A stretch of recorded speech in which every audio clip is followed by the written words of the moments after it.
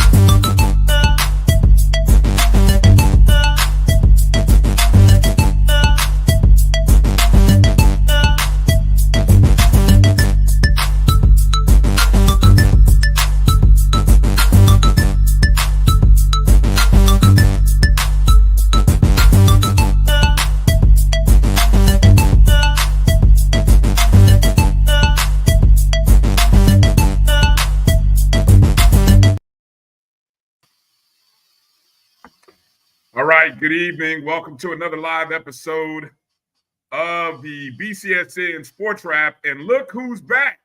The gang is all here. Ryan Fulford, A.D. Drew, back together again. Reunited, and it feels so good. Good to see you, Drew. How you doing, man? Hey, I guess you got my memo, my facts this week. You know, I tried to send the Michael Jordan facts last week. And apparently you didn't get it, so you didn't meet me at the press conference to let everybody know that I was coming back. Right. I was already on vacation, bro. I cut the fax machine off and everything. I was gone. I'm out. I told y'all I was gone. I was on vacay. Man, taking a mental health break. I should have taken I needed a mental health break this week. Yeah, you took it the wrong one because wrong week. Anybody who's a fan of the team that you have on your wall, my beloved alma mater, your beloved alma mater, yeah, go ahead, y'all. We may brag different, but y'all gonna talk a lot of shit to us today. And we deserve it. We deserve it. If you can't dish it, you have to learn to take it. So you see these shoulders, Drew? Yeah. You see these shoulders? These shoulders are pretty damn big, pretty damn strong. So come on, it's all good. It's all good. You know, I tried. Well, you know, this how crazy it is, Drew. I tried to come from a different perspective this morning, right? Because I felt the vitriol. Look, I had a good night Saturday night. Even despite the loss, I was somewhere where I had a good time, regardless of the game. I didn't let the game ruin me. But, you know, I saw what was going on out in the streets. You know what I'm saying? I was looking out my window. I saw the chaos and folks running rampant, throwing fireballs in the streets. But I said, you know, so I woke up this morning, man, you know, reminded that God is good, you know, and we serve a greater purpose. And I tried, Drew. I saw some messages that were telling me, hey, Bryan, come from a different perspective at folks this morning. So I tried, Drew. I tried putting photos out there. I tried to do a video. Man, the hate that I got, it was like unreal, man. I tell you, they called me out my name and everything. They were like, man, take that shiggity on somewhere. We don't want to hear your positivity, you know. And so, okay, that's fine. That's fine. Exactly. You know, that's the question today.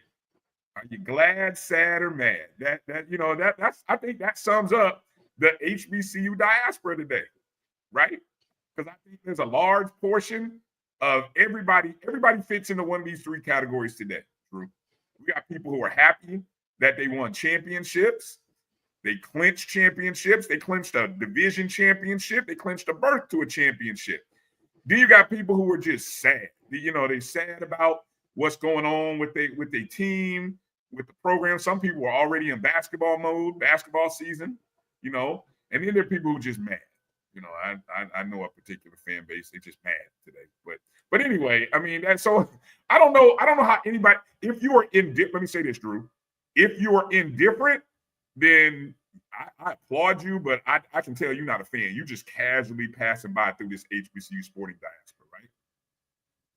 All I can say is, damn you, fam you. Yeah, indeed. We want to thank everybody for coming in. If you found the show, we appreciate you finding us. However, Facebook, Instagram, X, at MyBCSN1. If you're watching us on the Jericho Broadcast Network's YouTube page, we thank you for stopping by. Become a subscriber of the channel. All of the shows that we do here on the Black College Sports Network are in part on this channel. So hit the thumbs up button or become a subscriber. Even become a JBN subscriber as well. We appreciate your monthly donation and your contributions into what it is that we do here. And so, yeah, with that said, I'll say a quick hello and shout out to everybody.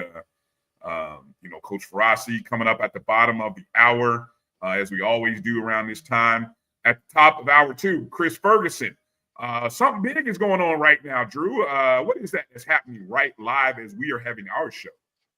That would be the selection show that I am trying to keep an eye on, but since I had to refresh my screen that I was watching it on, it went back to the beginning of the doggone selection show.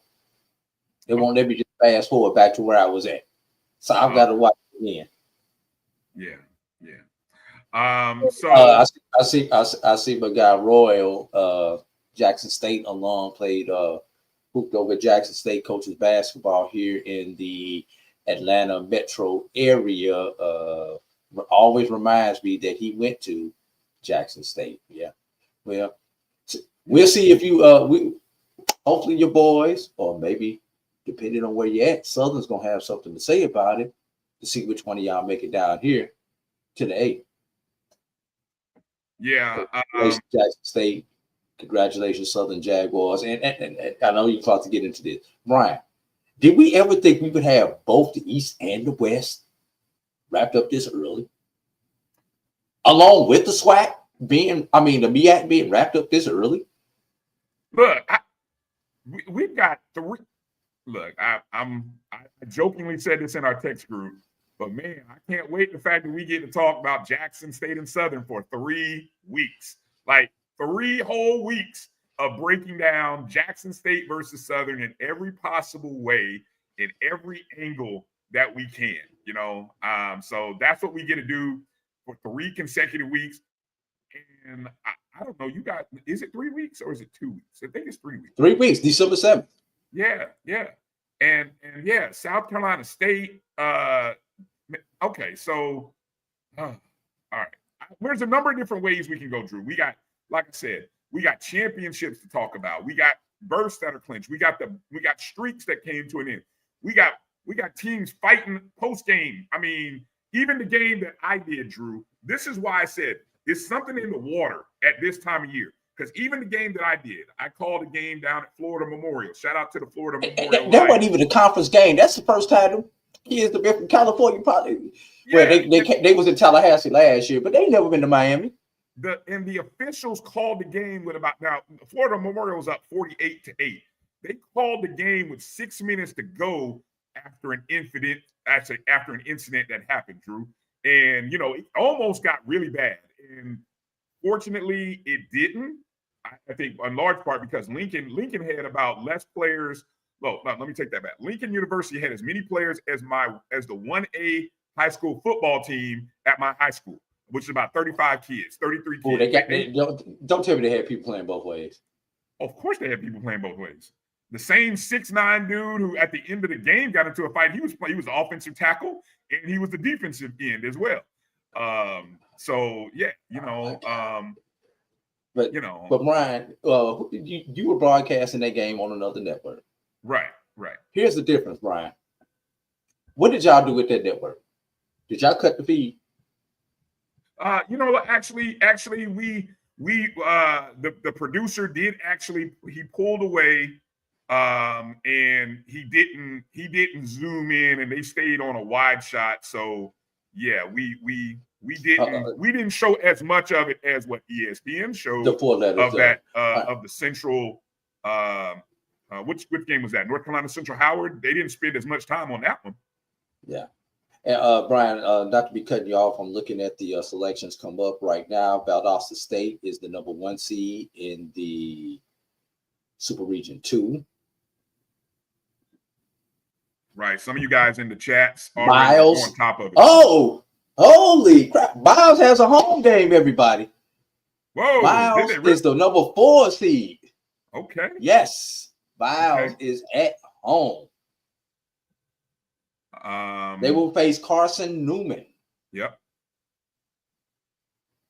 And I'm seeing Virginia Union will be as a 2 seed, or they're in as a 2 seed at Wingate, is what Lawrence had said as well. Yeah, I told you I had to restart the video. I had to restart the video. So okay, so you're behind. Yeah, I'm behind everybody, but I am gonna act like I'm giving live play-by-play to everybody. Wingate is okay. number I'm glad 2. you said that, because then I'll hold off on the chats. I'll hold off on the chats, because everybody in the chat, they're on top of it. Yeah. Y'all, please. Yeah, y'all already saw the movie. I'm watching it. Y'all went to the premiere. I'm watching it at the matinee the next day. Okay.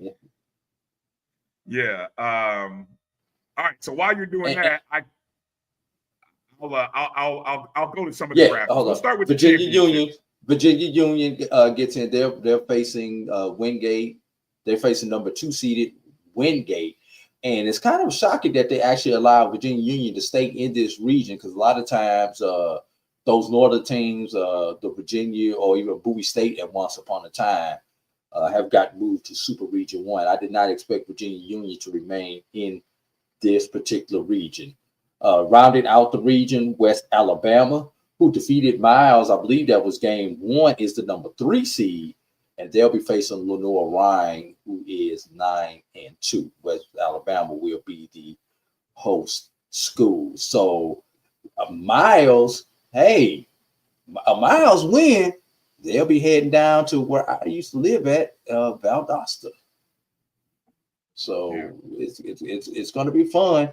And yes, Union and Miles, they obviously say it's Union and Miles should face off. It will be for the regional championship, which is a good thing that they're. But I like the fact that they're opposite and don't have to face each other in one of those early rounds. All right, so another game that won't happen. I'm wrong. So you want to face each other in early rounds, and then, but I guess if they would have faced each other in early rounds, we would have had a HBCU national championship game, possibly. Look, we've wished for that so many times. I've stopped wishing. I'm not even throwing that quarter. I'm not throwing that quarter in the pool, Drew. I'm not even wishing for that anymore. I'll go back to that. Hey, Lawrence, if the CIAA goes back to Super Region 1, who replaces the CIAA in Super Region 2? Because that's the one thing. They can't just move them to Super Region 1 without putting somebody else in Super Region 2. So if you have that information, Lawrence, please pass that on to me, because I have heard something along those lines, which is kind of why they kind of have always split the CIAA teams. Teams traditionally from the old CIAA South stayed in Super Region 2, but teams from the old CIAA North have tended to go towards Super Region 1. A la Union last year. I think Bowie State went up there a couple of years ago during their runs also. So. All right, Drew, let's do this. Let's table the conversation on the D2 playoffs. We got Kris Ferguson at the top of hour 2, and we can get deep into the woods with that when Kris comes on. Kris, of course, was at the CIAA championships this past week. Which is another one that had a fight. Yeah. Okay. And we will talk about that stuff with Farasi at the bottom. But let's get the games out of the way, because a lot of compelling games that took place on Saturday. Thanks, Lawrence.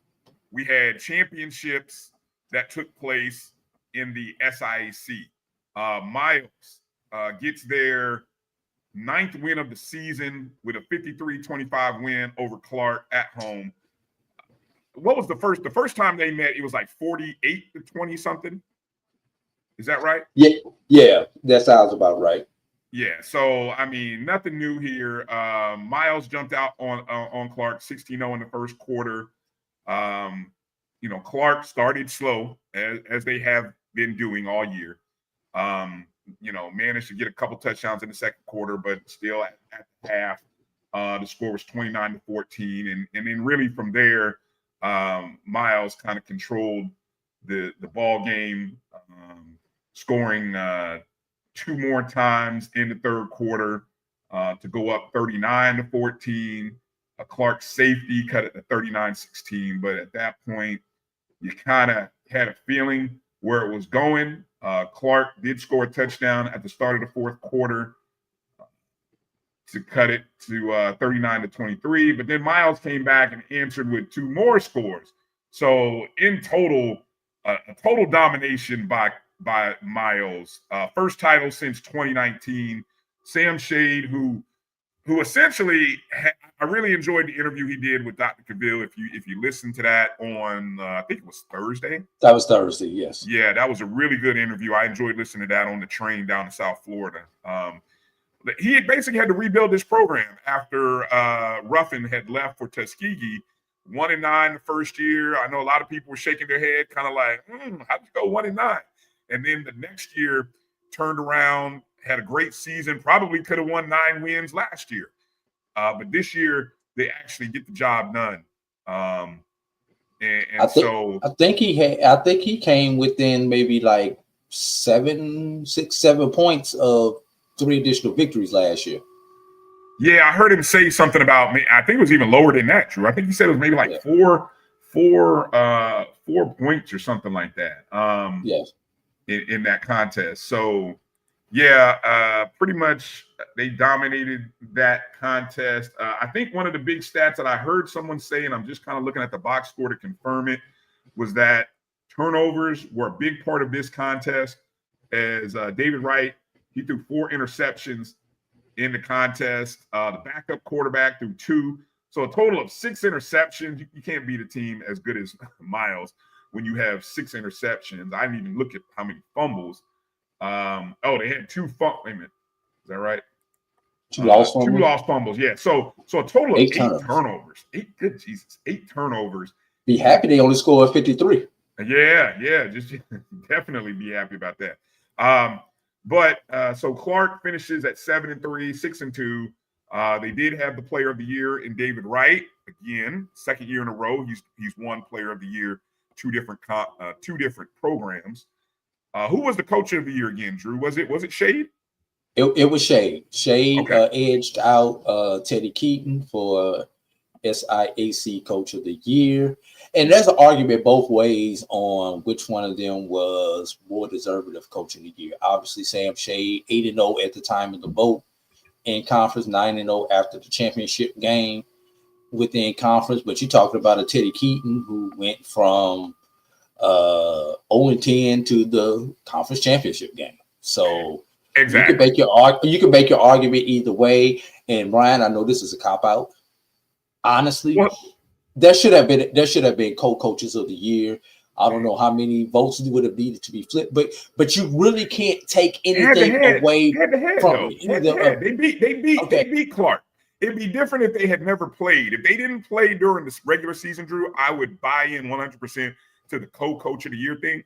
But Miles beat Clark. I mean, handily. It wasn't even a close game. I think that means something. And I have to give you that. I have to give you that. Yeah. But 0-10 to the championship game.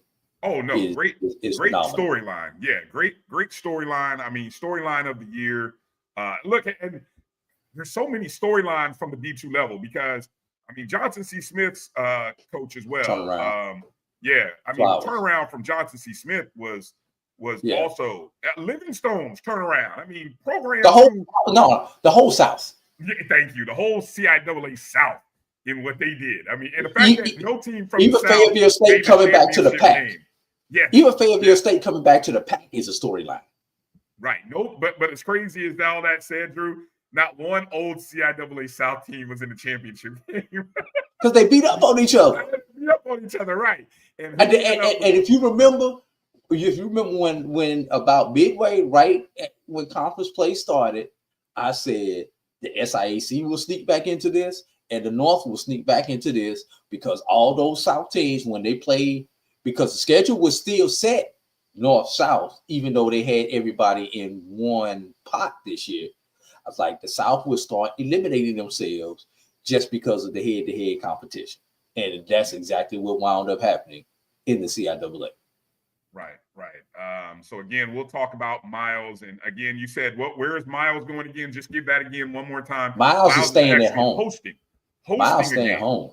Miles as is a staying 4 at home. seed. Man, I tell you that against who? Carson Newman. Yes, that's a shocker.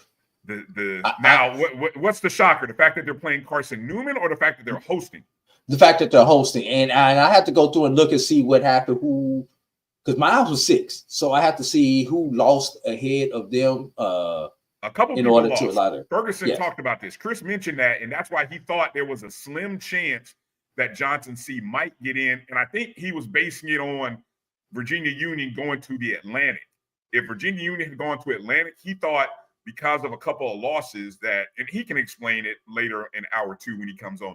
But I saw some tweets, and he thought that win or a couple of people's losses might actually advance some teams, a Johnson C, into the South, right? So that was his thought. Okay, we mentioned the CIAA championship, back-to-back champs for Dr. Alvin Parker, Virginia Union. Remember, they were not the preseason favorite. A lot of people were in Virginia State's bag, and this was a rematch of the rivalry from a week ago where Virginia State had beat them 35-28.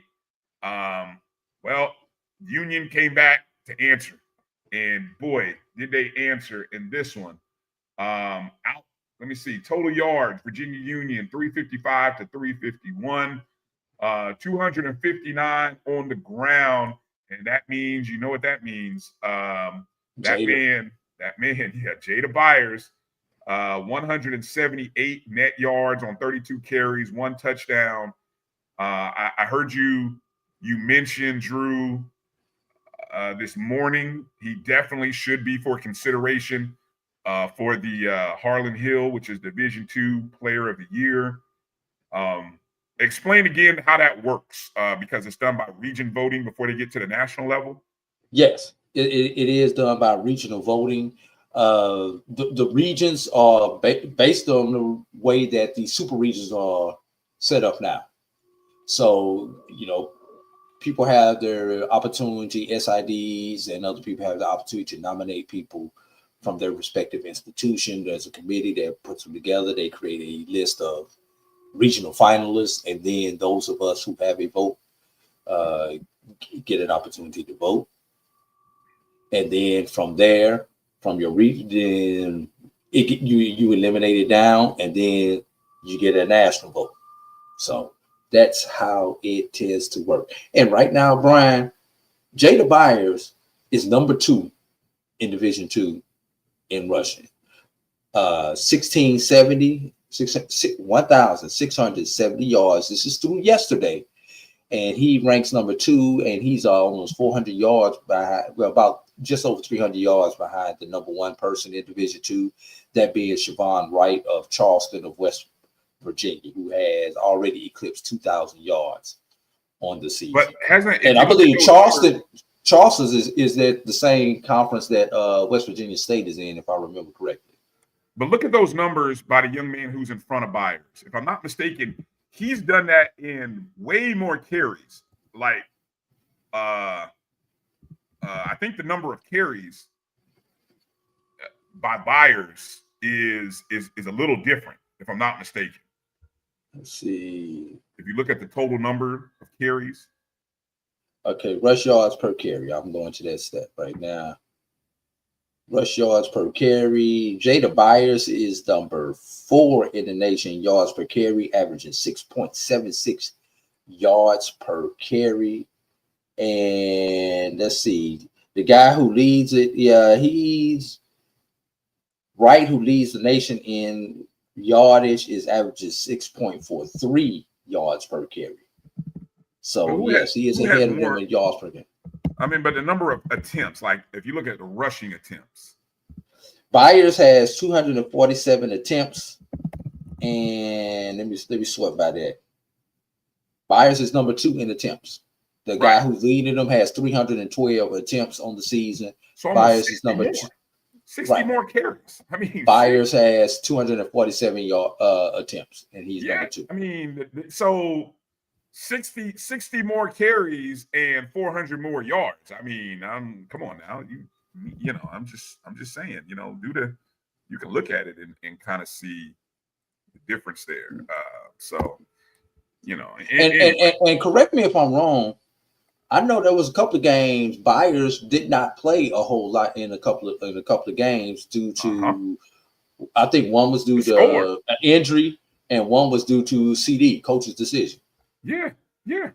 So I mean, you know, that's so I don't know. It'll be kind of interesting to see how they break that down. But yeah, so congratulations to the MVP of the championship game, as well as the MVP of the conference.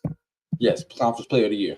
Yeah, conference player of the year. Now, you know, Drew, you did mention that there was a brawl or something happened. I haven't seen video of this as much as I have seen video of the other incident. You know, regarding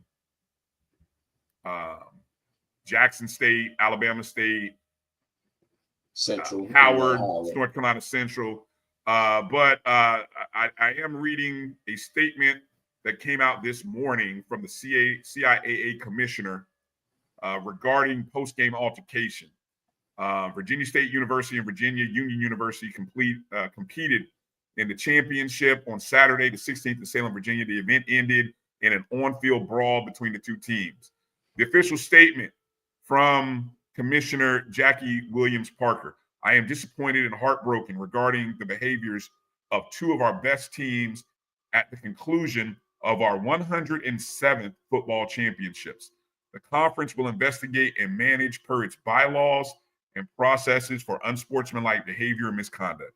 It is disappointing that our story and narrative for this championship did not end with the story that should be told as part of the CIAA legacy, leadership, and community.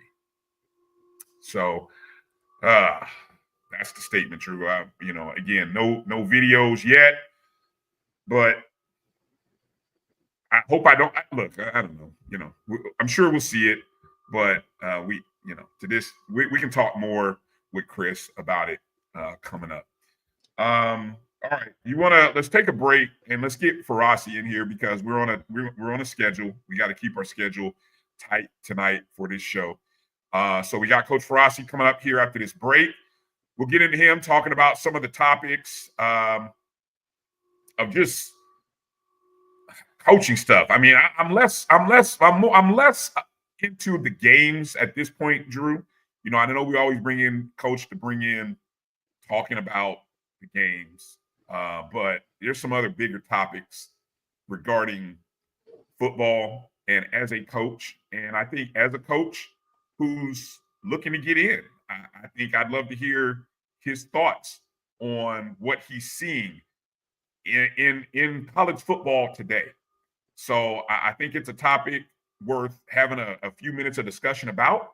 So hopefully we can have a short, nuanced, insightful conversation about it. And then we'll get into covering the D2 stuff. And yes, we will congratulate again Jackson State, Southern University for winning their divisions. Congratulations to you guys. I know you guys, you know, Tiger Nation, you guys are waiting. You know, we're not going to be eating any crow. I'm just going to say congratulations. Hold on, Drew. I even got graphics. How about this? Can I show graphics just to make them feel good? See, look. Congratulations, champs. I got graphics. See? There you go. I don't want y'all to feel slighted like nobody loves y'all. You know, Jackson State, congratulations, 7-0. They play Alcorn coming up, so they got to finish the job to go unbeaten in the East, which will make 4 consecutive years that the Eastern Division winner will go unbeaten. So, you know, no pressure. And look, I even got they haven't gone unbeaten yet. They haven't gone unbeaten yet. No, they haven't gone unbeaten yet. But, you know, the commissioner, Dr. Charles McClellan, was in the house giving Coach T.C. Taylor their trophy. So celebrations all around. Congratulations, Jackson State. You are the East Division champs. So see, don't tell me I hate. You know, there's no hate here. It's all love. It's just, you know, petty fun. But all right, coming up after the break, we got Coach Farasi coming in. So hang tight. You're watching the BCSN SportsWrap right here on the Black College Sports Network. We'll be back in just a moment. If you think all pads are exactly the same, think again. This is Always Ultra Thins reinvented with the Always Triple Protection System. This pad wicks gushes 90% faster, absorbs even more so you can feel dry, and locks odors in. Rethink your pad for up to 100% leak-free and odor-free comfort with the totally reinvented Always Ultra Thins. This is always like never before. The Cuvée Group is a Florida-based marketing and training consulting firm. We help businesses communicate to their target audience and engage them in conversation. We also help to expand their audiences, which will ultimately result in growth for those organizations. In addition to being a certified constant contact specialist, my colleagues and I are also certified in John Maxwell Leadership Principles. We use these proven principles to conduct workshops, training, and private coaching sessions for individuals and companies looking to take things to the next level. Contact us to schedule a free consultation. Issues today, don't delay, call Cuvée. Nope. Nope. Come on, him. Ooh, I like him.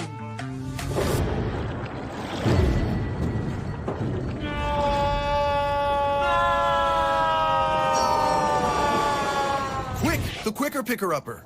Bounty picks up messes quicker, and each sheet is 2 times more absorbent, so you can use less. He's an 8. He's a 9.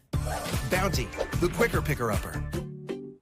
This is Brian Fulford. A.D. Drew and I are co-hosts of the BCSN SportsWrap. We talk about all things related to HBCU athletics. From the games, teams, coaches, and fan interest stories, we cover it all. You can find our shows on Facebook at BCSN SportsWrap, YouTube at MyJBN Online, and everywhere you listen to podcasts like Anchor, Spotify, Google, and Apple Podcasts. You can also find the show on the Jericho Broadcast Network's app. Make sure to download. We look forward to you joining the conversation and being a part of the show.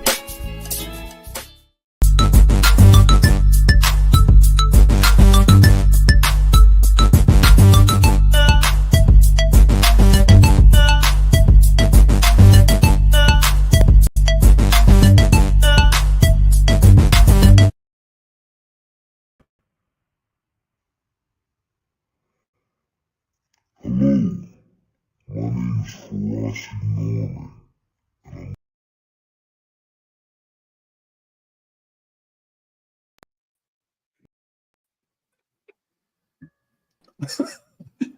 I guess the audio didn't translate right. Oh, Lord have mercy. I was like, excuse me. My bad. That's what happens when you try to do this. Hold on, Drew. I'm gonna tell you where to put that. Put it in the on the panel on the right where it says video clips. Will it go in? Can you put it in there? That's where it needs to go. Hey, when I heard that, I said, Hello, okay. my name is Farasi Norman. My bad. It's all good. Can I'll try that again. Hey, can you three hear me? Hey, I'm glad to see you, man. It's been a while since we all three been there on the play. Hey, can I get a group hug real quick, like Damon said to Ice Cube? And hey, can I get a group hug? All right. There we go. Hey, the three amigos back together again. Let's ride. Good to have you, Coach. Good to have you back on. Hey, Coach. good to always be with my friends. AD, how you been, brother? It's been, I don't know, 5-6 days since we spoke. Where you been? Been all right? you been all right? Now, hey, if you're in trouble, blink. Hey, look, I was at the train station. They had a thing up about if you were like abducted or something, like if you're in trouble, there's like hand signals that you're supposed to put up, like to let a police officer know like you're in trouble. Like you're supposed to do like something like this or something if you're in trouble. I don't know if you can see it. I don't know. It's some kind of hand signal that you're supposed to throw up to the police officer if you're in trouble. And I'm in the bathroom and I'm like, you know, it was something that had to do with trafficking. Hey, so anyway. Hey, BF, bathroom, that's too much, brother. That's too much. Come on, man. That's too much.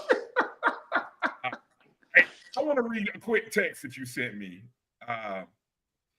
And Coach, I love that you said this, and this is why I tell people this is why I had a good Saturday night and why I woke up in a renewed spirit, and I chose peace.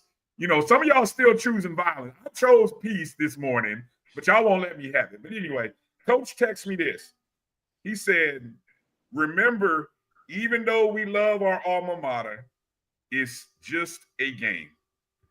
Coach, I appreciate that. And it's sort of why I posted what I said, that, you know, as much as we as fans hurt, man, there's a lot of coaches, a lot of players that, I mean, are on there. Some of them are experiencing the joys of all the hard work. Some of them are experiencing a lot of pain for disappointing a lot of people. You know what I'm saying? And yes, so you've been in that situation, you've been in that role. How do you process the disappointment of letting a fan base down and letting people who have such high expectations for you down versus that other side of that? I mean, I think we all know how to handle joy. I think we all handle joy the same. But it's processing disappointment when, especially in this day and age, everybody's got an outlet. And it's why I said what I said. A lot of people are real tough behind their text and their computers, but you won't say that in person. And you won't say it in person to that coach, that player, or even that other person on the other side of that computer screen. You won't say it to them in their face. You're right. So You're right. You got a lot of soft individuals out there. I've never been that way. I told everybody I'm from the ghetto, from the barrio. I grew up with blacks and Mexicans. So if you got something to say, pull up on someone, all that typing behind a window and all that stuff, that's not, to me, that's not manly. That's me. I'm Farasi Norman. That's not manly, man. You know, I mean, what mama and grandma taught me a little, if you got nothing nice to say, keep it to yourself. Keep it to yourself. Now, let me say a couple things before we get rolling. Shout out to you know, we won our last one, so we went 6-4 this year. Shout out to Quentin Morgan and my boys at Langston University. You know, we started off a little slow, but Quentin and the fellas got together. Thank you for that out there. Now, just because you're out the only school on this panel who won a game, you don't have to rub it in. Well, hold on. I wasn't rubbing it in. I was just giving a shout out. I'm not against FAMU. I'm not against you guys. But do know this. Let's go back, and you guys can. And I saw Dr. Bills earlier, and someone said, Farasi said all year long, Mississippi Valley had a good team. And people saying, what are you looking at, Coach? I'm saying they got a good team. Kind of like I said, Bethune, they got a good team. And remember, I told you guys this. I said, you're going to have to learn to score more points because if not, someone's going to get you. Now, I'm not thinking it's going to be Valley, but I'm just saying them 18, 17 points you're doing, that's not enough. You know, I mean, you're too talented. You should easily be scoring 38, 42 points a game. Now, I'm not throwing knives at no coaches. I don't know nobody on that staff. But remember, I said it earlier in the season. I'm saying you guys are going to have to score more points. If not, something's going to happen. Now, was I saying you were going to get hit at brag by Valley? No, I didn't see that coming. I told BF, if someone gets Fred Frosty, I give you $10 million. Mississippi Valley's going to be brag. I said, well, you keep your money because that's not happening. But that's why we call it the game called football, because when it hits, it bounces any kind of way. Shout out to Mississippi Valley. I saw the interview Coach Wade said. I never knew this. I don't know if you guys knew this. Mississippi Valley has never beat FAMU. Even in the Archie Cooley days, they never beat FAMU. So that's something good, especially for that brother on a 15-game losing streak. People talking about they won his head. He's from the area. He went to school there. I mean, when you pull up to school every day and you see your team and your coaches and the AD and everybody, you know, it's got to be a sad feeling because you're not doing what you said you were going to do. Because we as coaches, when we come through the door, we have a portfolio of how we can get this done. Well, unfortunately, Valley sets anyone up behind the 8 ball. You only get 40 scholarships. You're allowed, what, 56? Am I not correct? 56 at that level? 63. Okay, well, they only get 40. So they're 20-some scholarships behind. They just now redid their stadium. They redid the scoreboard, uniforms, helmets. And like I told Charles when we did that show that one time, that all goes into recruiting, but still them scholarships, the minus them scholarships hurt. So them brothers down there working. And so I feel his pain because I've never been in that situation of losing. I'm not a loser, and I'm not trying to throw knives at them, but I understand because I've lost before. I mean, I've been beat 77-0, and I've beaten people 77-0. So you know the feeling. So you just have to feel about it on a 15-game losing streak, and then you get ready to go beat the big dogs. But, you know, there's this thing in football we take in our hands, and we got a little hammer. It's called a rock. If you just keep hitting it, and you just keep hitting it, and you just keep hitting it, eventually it's going to crack. And unfortunately, it cracked that brag, which is huge for them. Huge for them. Now, I don't know if they're going to get that brother another year. I would. I'm the AD. Hey, because of what that happened, you get another year because you just beat the big dog, which means, fam, I know you guys are feeling sad, but look at it this way. I was thinking about this last night. I know you guys are feeling sad, but look at it this way. He's probably going to get another year, him and his coaches, which means they get another paycheck. They get to take care of their families and feed kids. Shout out to FAMU. How you want to take that? Yeah. I give to charity, but that ain't how I want to give, my brother. I got you. That 15. Let me just contextualize the history that was made in that game. Again, 15-game losing streak by Mississippi Valley State, going into a place where team like 23 previous opponents had lost. Nobody in the SWAC had ever won there. And what worried me, and I mentioned it on Wednesday, here comes it. Look, what Jackson, them getting beat the way they got beat by Jackson State, you could probably chalk that up a lot, probably 50% to Jackson State just being as good as they are, and the other 50% to learning that your teammate had died. Like, that had just happened. So processing all that, I didn't see the game, but I can't even imagine. But them having a chance to process that and coming to Tallahassee with the biggest thing to always, and Coach, you know this, when you can rally your team around something, that's a powerful tool. And that team didn't make any mistakes, no turnovers. I mean, you go look at Valley's whole season. They probably made turnovers in every game. No turnovers. And so you had to play a perfect game to beat FAMU in Tallahassee. And that's what they did. FAMU didn't play perfect. 3 fumbles that could have been, so one of them was in scoring opportunity and range. So they played a perfect game. And that's what it takes sometimes, right? You got against a team like FAMU. Oh yeah, you got to play perfectly. And I imagine the coaches was telling them that, like, hey fellas, we can't have mistakes. We can't throw fumbles. We can't throw interceptions. We can't miss tackles. I mean, we're talking about the biggest team in the conference here, one of the best out there in the country, everything like that. So but if Coach Wade is smart, like I know he's smart, he's probably telling his team, fellas, we're a good team. We just keep coming up short. But if we put it all together, we can win one. And hey, look what happened. And Coach has been saying it all year. So for all of y'all in the chat room who were giving Coach hell, every time he kept saying Valley was a good team, and y'all were looking at him side-eyed like, we don't know about you, Coach. What do you keep saying Valley's a good team? And look what happened. So there you go. All right. Yeah. All right. Coach. Yes, sir. Another part of this, besides dealing with losing and everything, is how our young men deal with the process of a loss. Yeah. This weekend alone, not 1, not 2, not 3, but 4 recorded incidents of post-game BS going on. You had the incident last week where players go into the stands. Yep. And for y'all who just think that these last 2 weeks that this has been hot, who remembers last year with Southern and FAMU? Yeah. When the lights got cut off. The lights got cut off. Yeah, that almost became a thing. Yeah. So, I mean, we've seen this. I remember being in Bragg, and I'm bringing up another FAMU incident. I was at Bragg when A&T and FAM got into it pre-pandemic.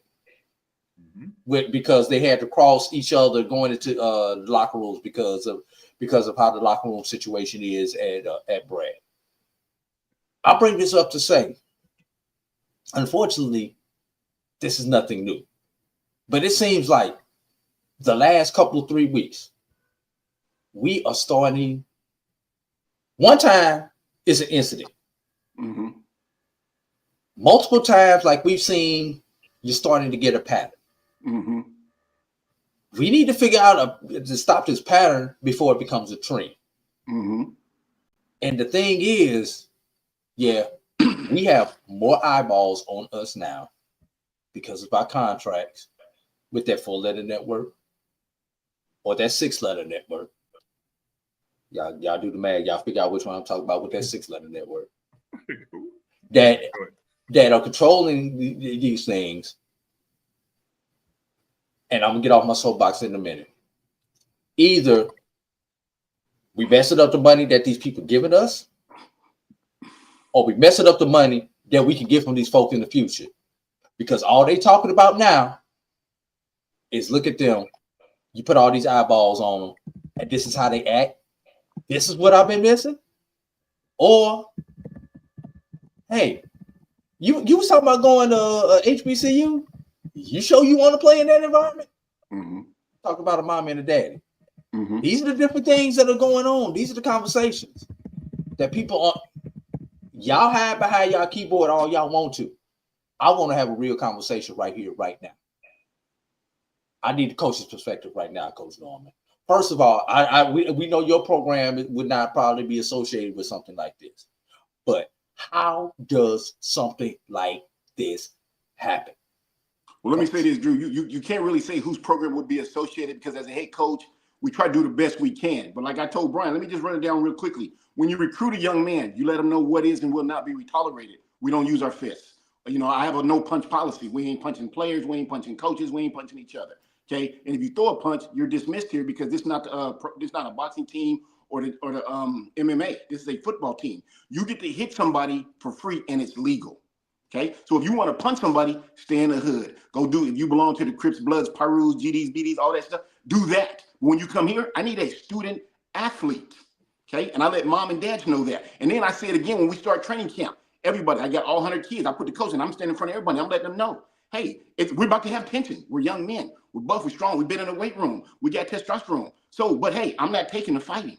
You get to hit somebody. We ain't cheap shot nobody. You get to hit somebody. Okay. And if we do that when it comes game time, guess what? I'm not going to suspend you. I'm going to get you out of here. But you got to have the backing of your AD and your president.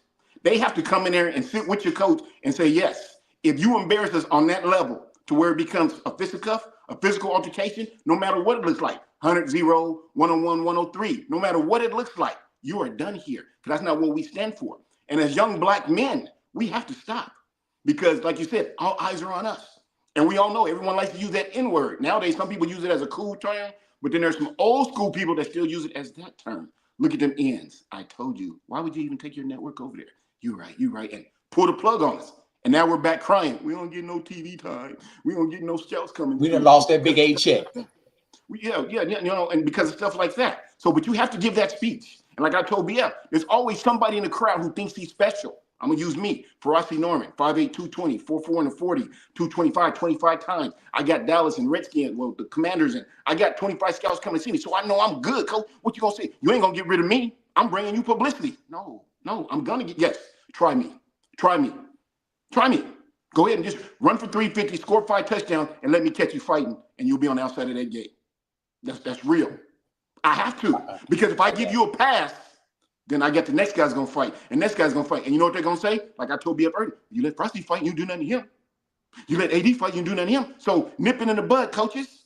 Sometimes we're being too nice out here. That's why I'm saying I got my hand up like, once again, I'm not the mean guy, but I'm not the nice guy.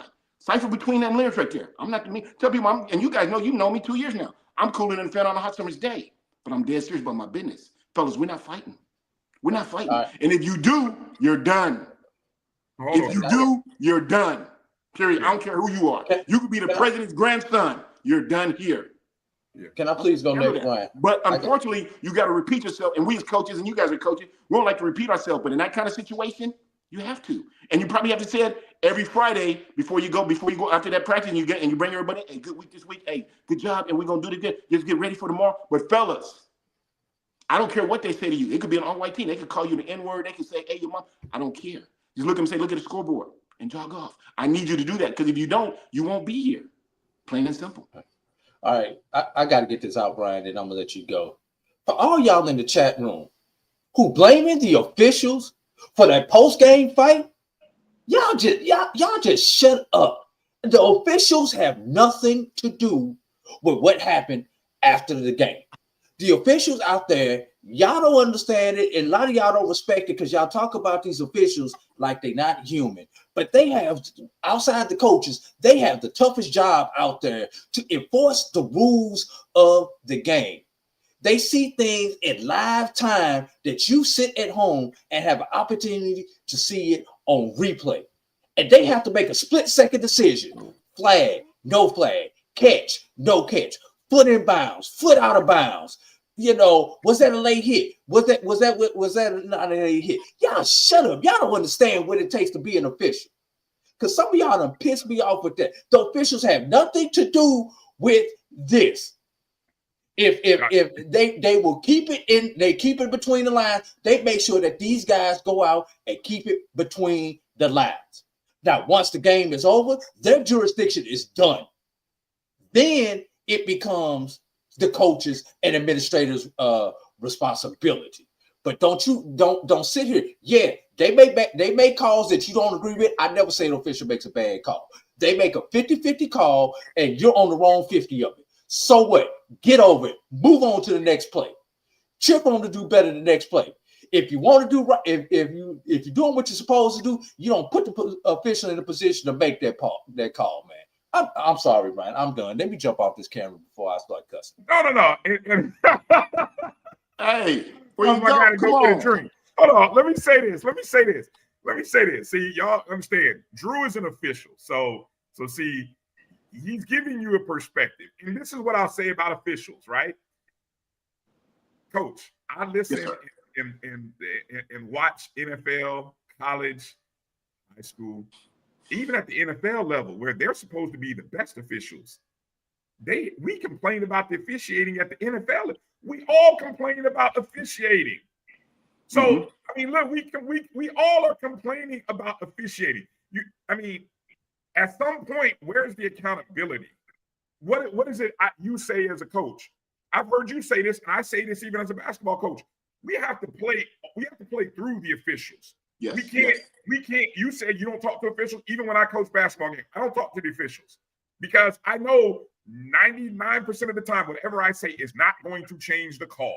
And when you go back and look at the film, 99% of the time, the ref was right. You didn't see it in real time, but when you go back and look at the film, 99% of the time they were right on their call. Right. And you guys are buying into this. See, and this is. So, okay. So when you guys complain about the officiating and you say that the officiating seems to be bad everywhere then. All right. So let's just go ahead and say the officiating is bad. Okay. Let's just go from that. If we know the officiating is bad, what do we have to do, Coach? We got to play through the bad officiating, right? Yes, you do. Yes, you do. Make sure that official didn't drop that ball that you had hit you right in the hands. Thank you. That official didn't miss the tackle. They gave up that 70-yard touchdown. That's what I'm saying. So we have, at some point, you have to overcome, just like you have to overcome the loud crowd. You have to overcome the fans who are being unruly in the crowd, throwing tortillas. And I love you, Timona. I appreciate you coming on. I know you're talking about the stuff in the fans and in the stands and stuff, but that's outside of the field of play. What we're talking about is the stuff that is happening post-game, in the middle of, at the end of the game, what has been lost. And this is what I think we have to not lose sight of. What has been lost is the sportsmanship angle of college athletics. And we're talking college athletics, even though, yes, there's NIL and all this other stuff happening. What's being lost is that young people who are supposed to be in college, they're supposed to be getting a higher education, right?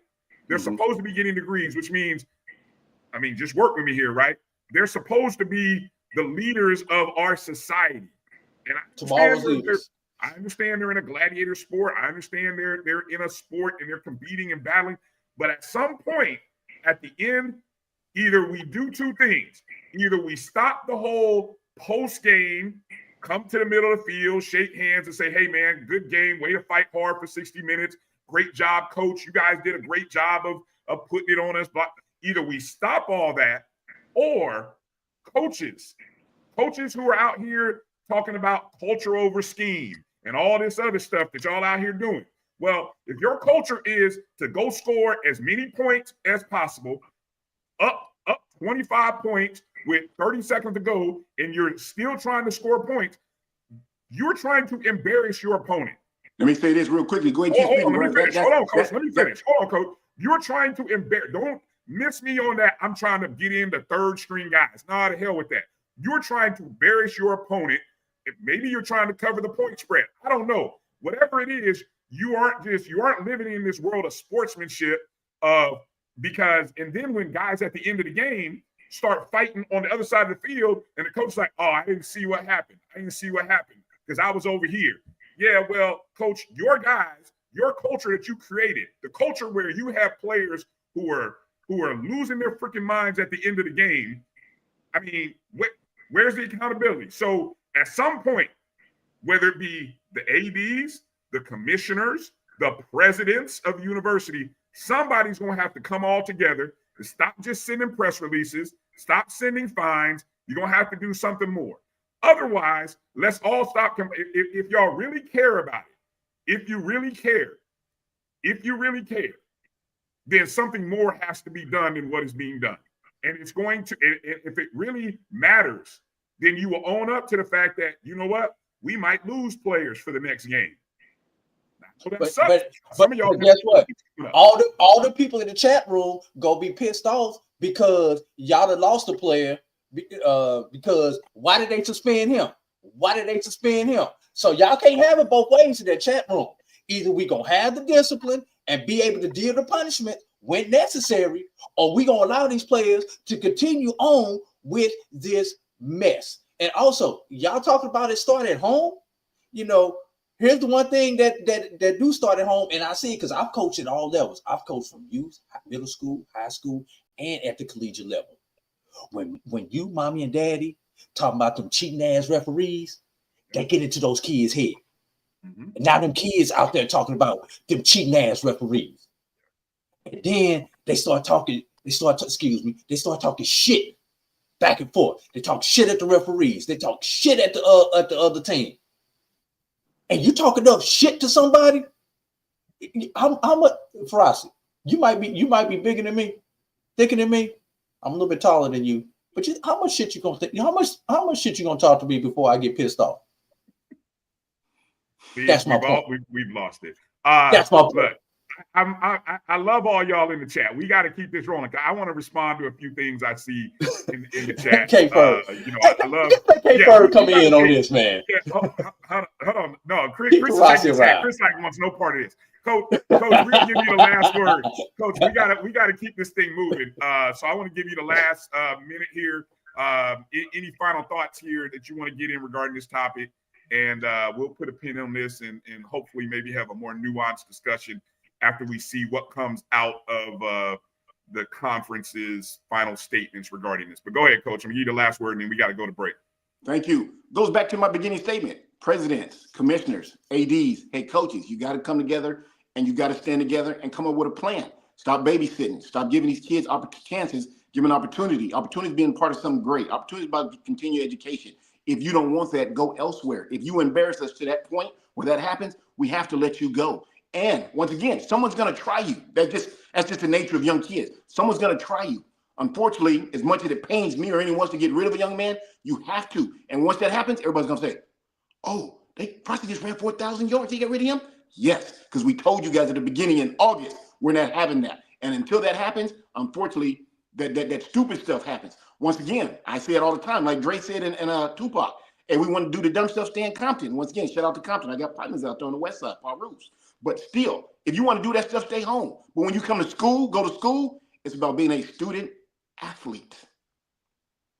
Fellas, I appreciate you. I'll be in the chat. All right, watch out, Coach. It's hot in the chat room right now. I'm like, be careful. Be careful in the chat room, Coach. I almost, Bryan, and if I offended somebody with the 4-letter word I used, I apologize for that, but I don't apologize for my tone, though. It's all good. I mean, look, this is a hot conversation because it needs to be had. I love all the comments, and I whether I disagree or agree with you, I respect that everyone's perspective is different, and okay. We can talk. Bryan, we gotta get to the break because we don't want to cheat. I got you. Okay. Hey, Coach, thanks for your time. I got you. Thanks for your time, Coach. Let's take a break. come back, hit the thumbs up and the like button. I mean, whether you agree or disagree, you're in the chat room. You're watching the show. We appreciate you coming in. Hit the thumbs up and the like button if you would for us. We're going to take a short break. Come back. Kris Ferguson, D2K Ferg, coming on. We're going to talk about the Division II setup for the SIAC CIAA champs, and he was at the CIAA championship game. He saw it firsthand. So we'll talk to Kris about what he saw. You're watching the BCSN SportsWrap right here on the Black College Sports Network. We'll be back in just a moment. Looking for the ultimate cultural experience of 2025? The Zora Outdoor Festival of the Arts is where you need to be. From January 31st to February 2nd, Eatonville, Florida will come alive with incredible live performances from the Lavert Experience and Sunshine Anderson. Immerse yourself in interactive art. Take a journey through history with a new virtual tour app that brings Eatonville's legacy to life from your phone. Enjoy family-friendly STEM activities and explore over 80 unique vendors. Please don't miss the unforgettable R&B tribute to the legends. This is more than a festival. It's a celebration of Eatonville's rich cultural heritage. Visit zorafestival.org for tickets or to become a vendor. We'll see you in Eatonville, the oldest Black incorporated municipality in the country.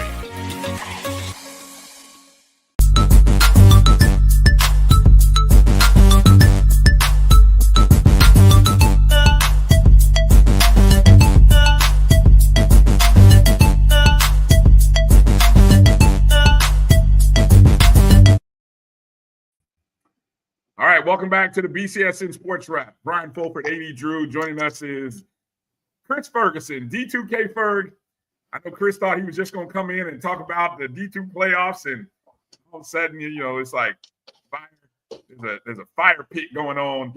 He walked into a Drew session, mountaintop session. I was like, what in the world is going on? Oh man, all kinds of stuff going on, man. I can't even keep up with it.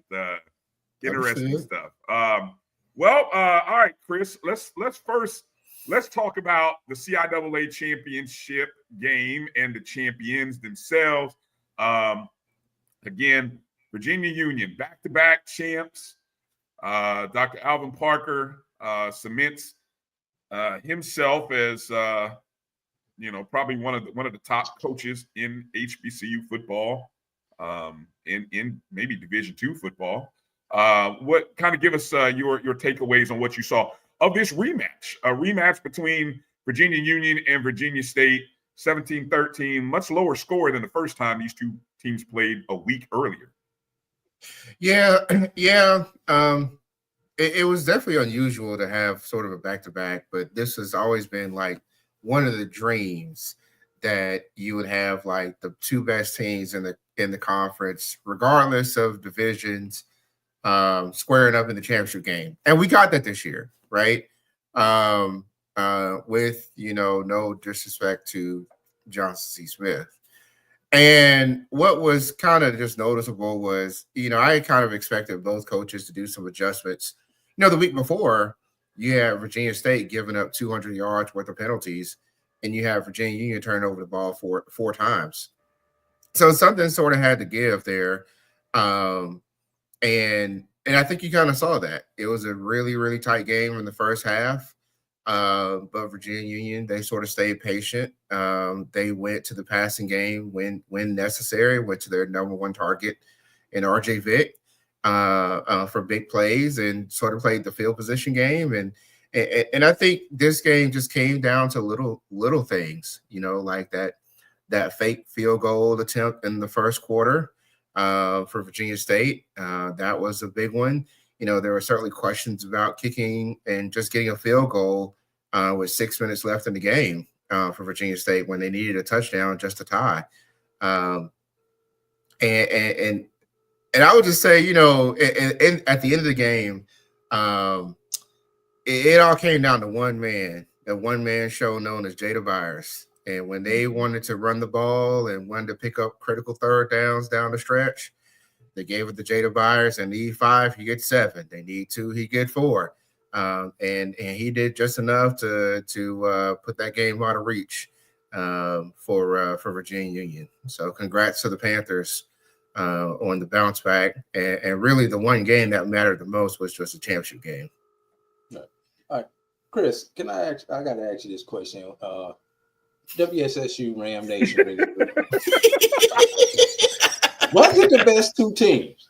And that's interesting because especially when you consider Johnson C. Smith beat both of these teams.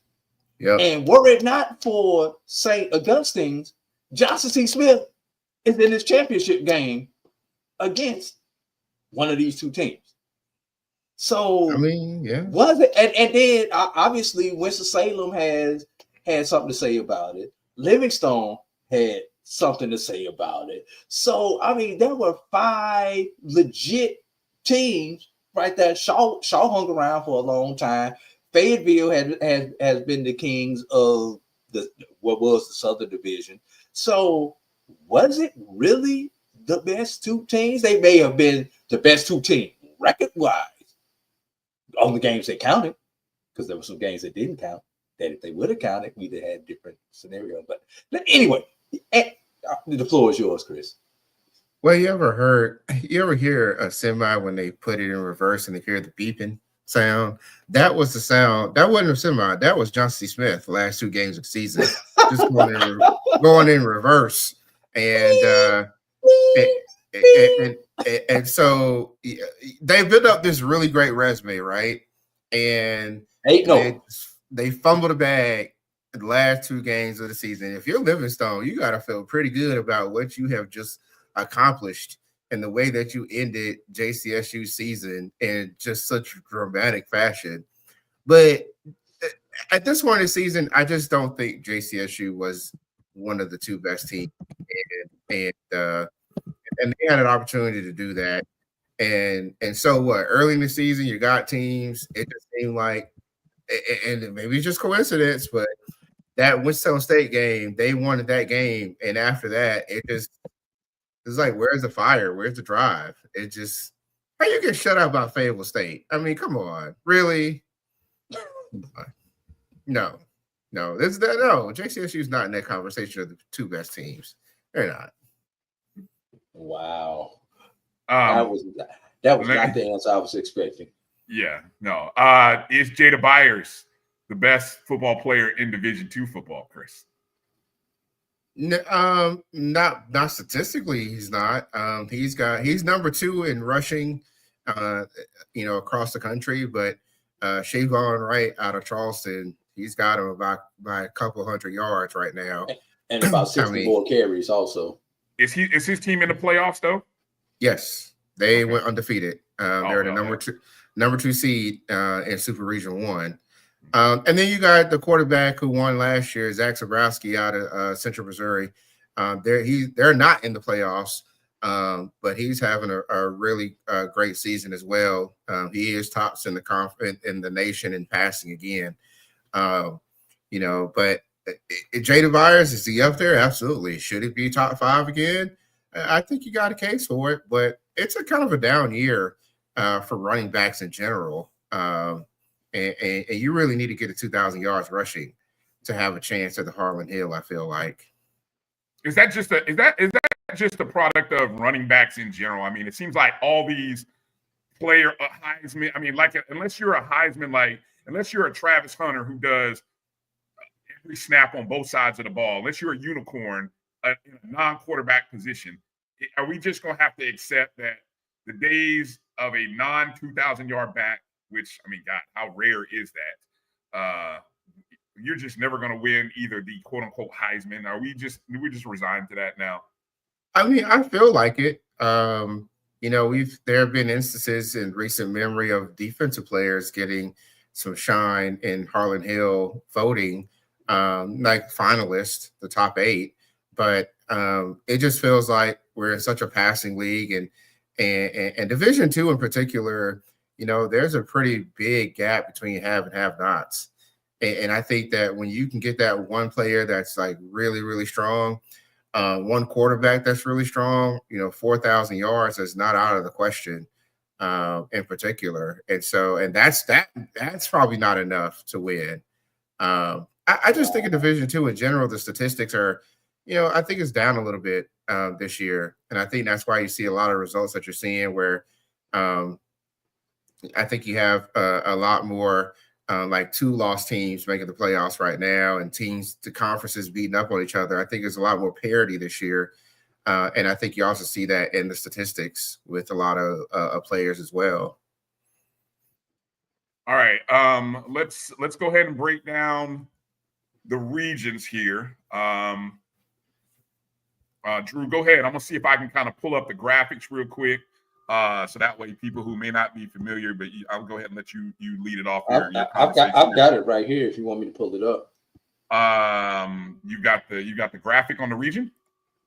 Yeah, I've got the regional graphic right here. Well, go ahead and pull it up then. Yeah, if you got it. If you put it in and it's overlay. Okay, so we'll start with while you pull it up, I'll go, Kris. So what we are aware is that put it in as an overlay, Drew. Put it in, if you do the image, put it in the image as an overlay. Oh, I didn't have it. I just had the tab pulled up. You just gonna pull it. I mean, does it show the graphic though of the brackets? Okay.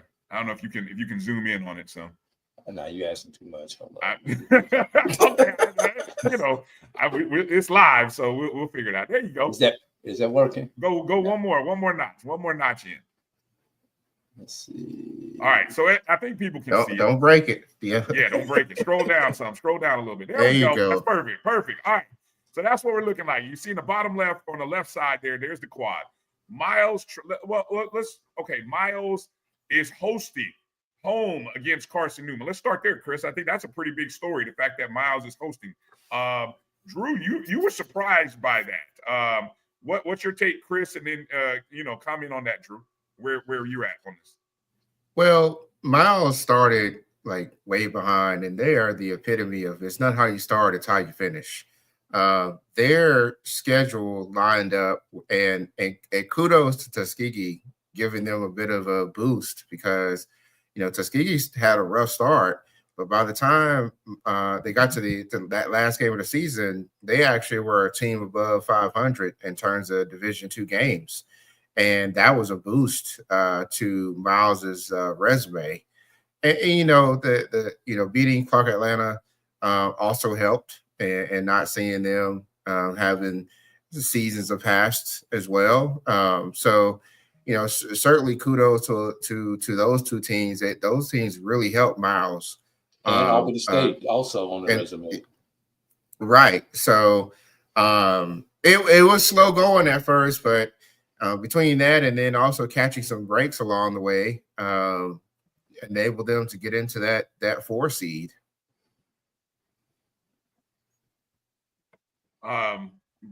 Drew, any thoughts there? What do we know about Carson Newman? The name Carson Newman, synonymous, one of those programs that's always in the playoffs, it feels like, if not every year, every other year. What do we know about Carson Newman to date? Well, Carson Newman had some lean years. The last time we saw Carson Newman in HBCU land was against Bowie State a couple years ago. I think it was like 2021. 19 or 21. And it was a close game. It was a hard-fought game. But Carson Newman won, and they were playing with the triple, some version of the triple option at that time. They tried to go away from it, and they quickly found themselves struggling. They brought in a head coach who I believe was at Navy and brought the option offense back. And voila, all of a sudden they had this huge turnaround in one season. And they actually split. They beat Wingate at home, and then they lost to them in the championship game yesterday. So that was certainly a boost for them and what they're doing. Particularly interesting about Carson Newman, they've had a lot of injuries, particularly a quarterback. And I think they're actually down to like their 5th string quarterback now. But, I mean, hey, it's an option offense. If you got 5 guys that can run the option and do it somewhat effectively, kudos to you. And that's kind of where you see the Eagles right now. All right. And then Virginia Union traveling on the road to take on the 2 seed Wingate. Now, Union didn't get moved to the Atlantic. And if I recall, you had a tweet where you thought Union would go to the Atlantic region, which might open the door for Johnson C. Smith. Your thoughts here on Union and why they possibly did not go to the Atlantic? Well, there was an issue with like Virginia Union in the north part of the conference of the CIAA. It's kind of no man's land when it comes to geography. And so last year you saw Virginia Union actually switch to Super Region 1 and go to Kutztown. And it seemed like maybe they were right for that again, especially if you're trying to avoid rematches in the first round. All that kind of went out the window when JCSU didn't make it. That kind of went out the window, I felt like, because that was going to be a natural game right there with 2 teams or for 2 different conferences that are right next to each other in North Carolina. And so I think you're just in a situation here where VU had nowhere else to go, right? If you don't switch to Super Region 1, they're too far out. They're beyond, I think they're beyond 600 miles to go to Alabama. So no choice but to go to Wingate. And yeah, yay, Wingate. Ooh, we're so excited. Like, congratulations, you made the playoffs. You're going to Wingate. The one team nobody in Super Region 2 wants to see right now. Wow.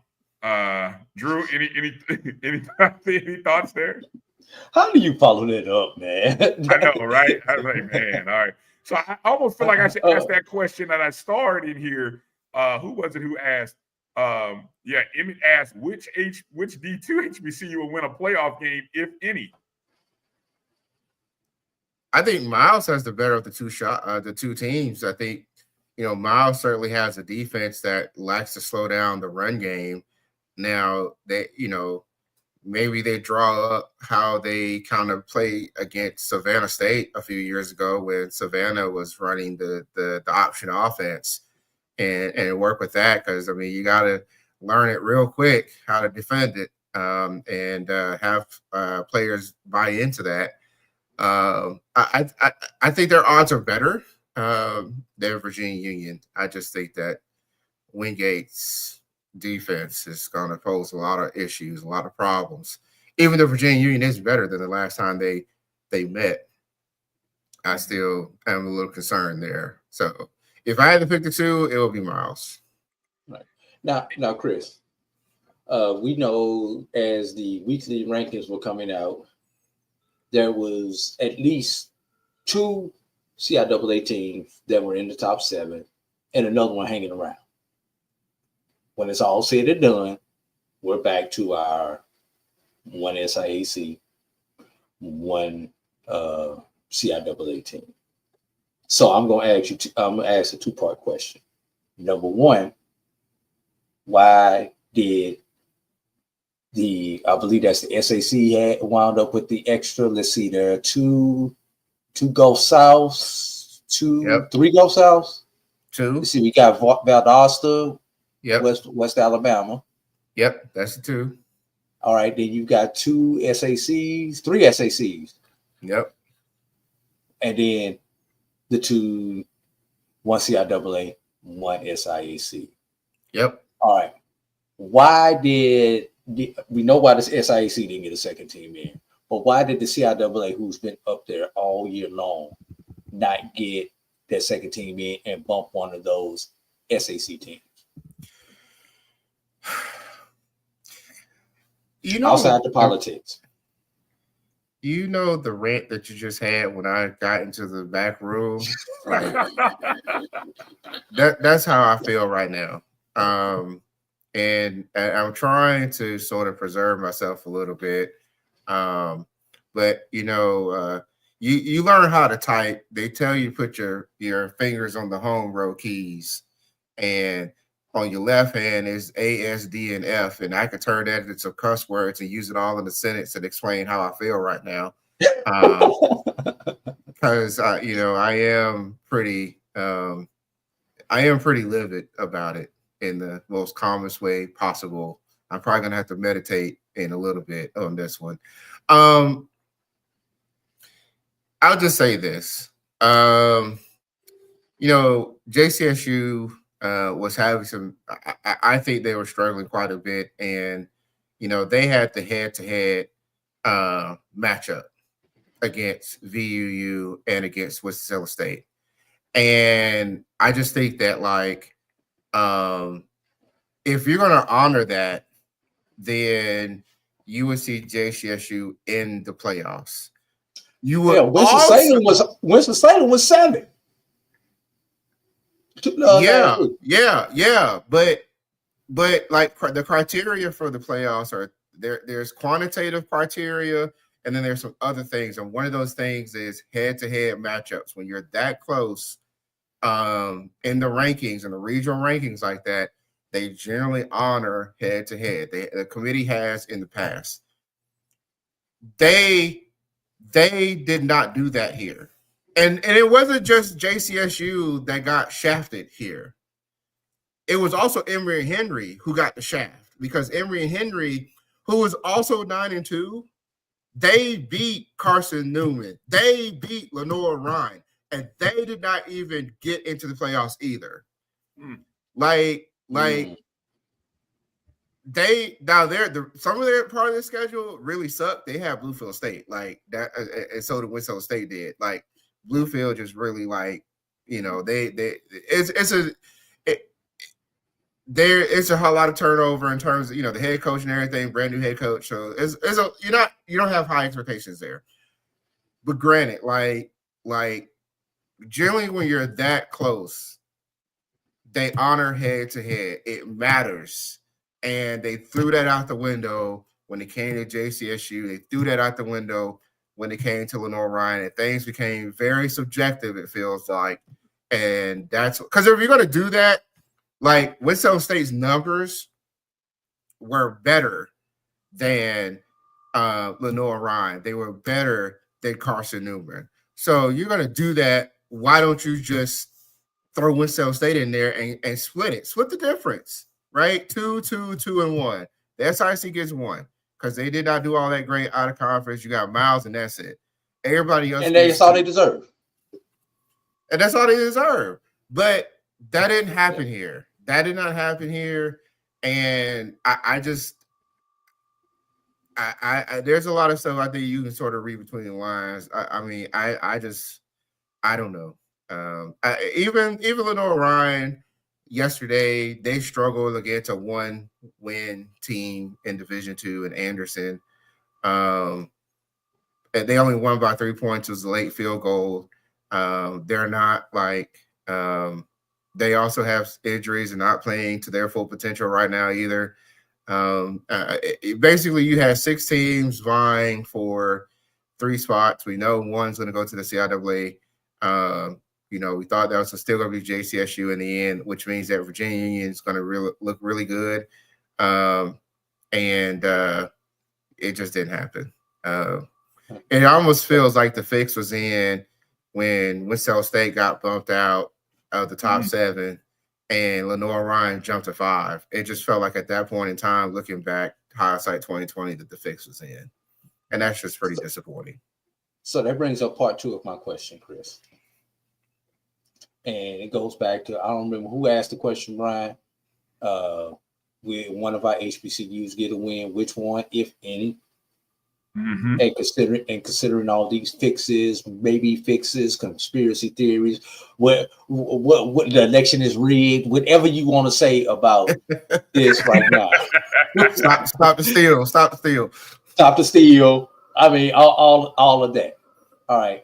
So when you consider that, Kris, is it time for us to come back with a Division II version of the Celebration Bowl. We had the Pioneer Bowl at one point in time, but it's got to be the two champions. It would have to be, in this case, it would have to be Miles, and it would have to be Union. Is it time for us to seriously start having these discussions, especially if we go one and done again, like we've done so many years? I think the issue with that is just going to be like the Beach Bowl, right? Who's going to fund this? These schools are a lot smaller in nature. The SIAC draws well.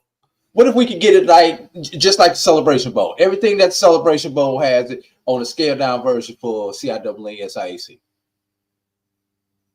I mean, if somehow they could get Soldier Bowl, I don't know what it would be compelling, but again, I think that you don't really have. They would have to tag along to what they're doing in Division I. Otherwise, you got to go to the playoffs. I mean, you have no other choice. I just think that, like, in a scenario like this, funding is always the answer to this. And how do you fundraise and get more talent on these teams and develop them? Because it's not like the schools don't have the talent. It's just more so things like depth that matter. That happens. Look at what happened with Fort Valley, right? They played Delta State, who played arguably them and Wingate played some of the toughest schedules in Super Region 2 and arguably the country. And they almost beat them, on the road. So I think it's just one of these things that I think you continue to find ways to get funding, to develop teams, to get more talent in. I just think that, just throwing in the towel and going to a Celebration Bowl type deal, I don't think that's the answer here. And I agree. These teams can win more playoffs than their FCS counterpart. Look, listen, the CIAA had a great season, right? As a conference, they won games. They won quite a few games out of conference. It was definitely a step in the right direction in a lot of ways. They scheduled very well, I think, this year. I don't think that they could have scripted this hardly anything better than what they did. And unfortunately, part of that is Johnson C. Smith. They faltered down the stretch when they were vying for a 1 or 2 seed, and they were basically pulling everybody along. We would have been talking about 3 CIAA teams in the playoffs if JCSU had ran the table. They had one job. And they couldn't do it. One win. All they needed was one win, right? Yeah. If that had happened, I think the CIAA was in a great position where they would have gotten 2, possibly 3 teams in, but they faltered down the stretch. There were some things that kind of could have helped, but it wasn't enough. Who was number 3? Obviously, we know JCSU and Union were probably your 1, 2.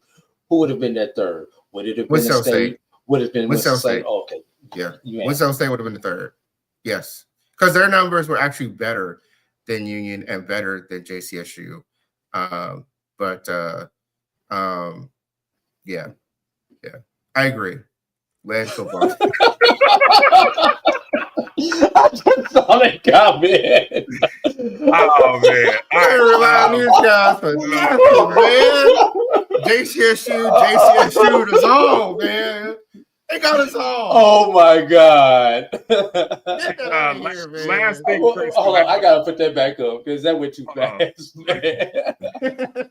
Lord have mercy. All right. So, Kris, as we go, all right. So just one final look at the brackets. You're predicting, are you predicting that Miles will advance? Will you predict Miles to advance? Are you doing that on tonight's show? Yeah, we're doing that on tonight's show. All right, so I'll let you say that. So D2, no, you don't have to spoil it. D2football.com. Make sure to check them out tonight, 8 o'clock Eastern. You can get Kris and the rest of the guys their full breakdown of all the brackets. How many is 30? Is it 7 or 7? 28 teams? 28 teams. 28 teams. So Kris and the guys will be breaking that down. 8 p.m. Eastern coming up in less than a half an hour. So let me rephrase my question then. If Miles were to win, Valdosta State is the 1 seed. How challenging or how tough a task is it going to be for them to beat Valdosta State? It's a monumental task because Valdosta, they can run the ball now. They can pass the ball. That's no different than last year. The numbers are down, but because they run the ball more now, and their defense is a lot better than it was last year. So it will be a Herculean task. And like I always remind everybody, once all of our HBCUs are done at the Division II level, I then become a Valdosta State fan because they are coached by Texas Southern alum Tremaine Jackson. Tell you, at one point we need to figure out, have that conversation. What are they doing at Valdosta State that everybody else isn't doing? Just we don't have to answer that question today. It's a topic for another day. But again, Kris, and they don't, and believe it or not, they don't have the resource advantage that you would think they would have. I agree. That was my point. That's why I said what I just said. That's why I said what I said. They are not the super rich school. Yeah. I'll be doing my Valdosta State homework after tonight's show. So all right. Again, Kris Ferguson at D2KFerg is where you can find him. Go check out D2football.com. The selection show, they will break down every aspect of the D2 playoffs tonight. Kris, you guys have a great show tonight. Thanks for your time as always. And we always appreciate you coming in when you do. All right. Good to see y'all. All right, man. All right. Let's take a short break and come back. Let's talk about the Celebration Bowl from the standpoint of, we know one ticket is punched. We know the 2 teams that are going to fight for it in the SWAC. And, man, we got the historic game that took place in Tallahassee. So for those of you who are still chewing on wanting to Bryan, that was not historic. That was tragic. Oh, well, it was history. It was tragic history, but it was history none the same, especially for Valley. Yeah, we talking about Valley. So we'll table it, come back, take a break. BCSN SportsWrap, part of the Black College Sports Network. We thank you for watching. We'll be back in just a second, right after these words. Hey, grab me one too.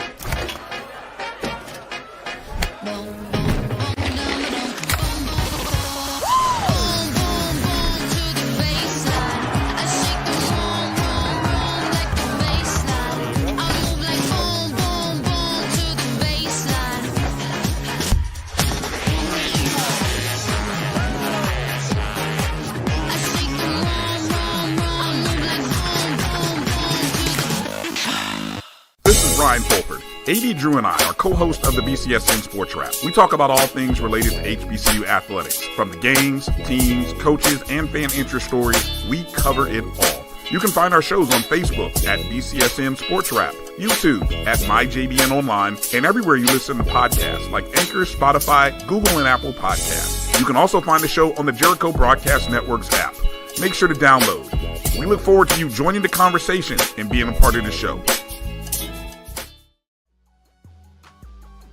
This is the Dean of the College of HBCU Sports, Kenyatta Cavill of Dr. Cavill's Inside the HBCU Sports Lab with Mike Washington and Charles Bishop.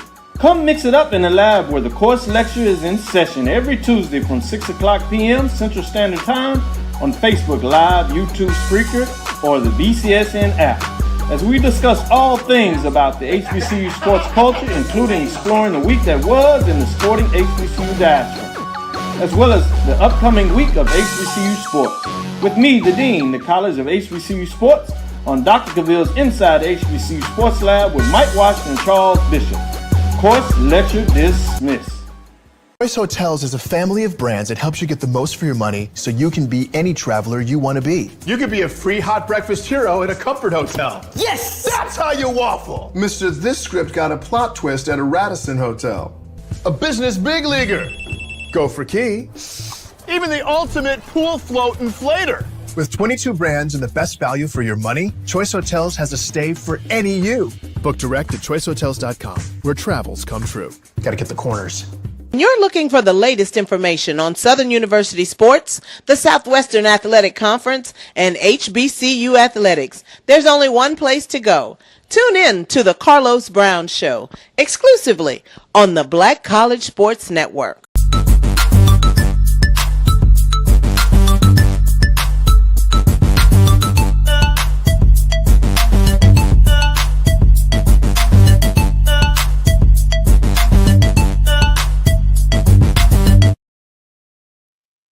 All right, welcome back to the BCSN SportsWrap. Bryan and A.D. here. Coming up in just a second. Got my co-host from Wednesday's O&G Strike Zone, Kelvin Rozier, going to come in and join the show. But I wanted to first make mention of, we kind of had mentioned this earlier.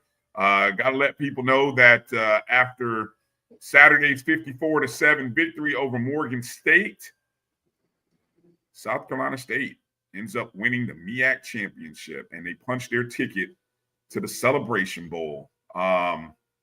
Drew, that man, Chinnis Berry, right now, I gave my take 2 weeks ago on why I voted South Carolina State #1.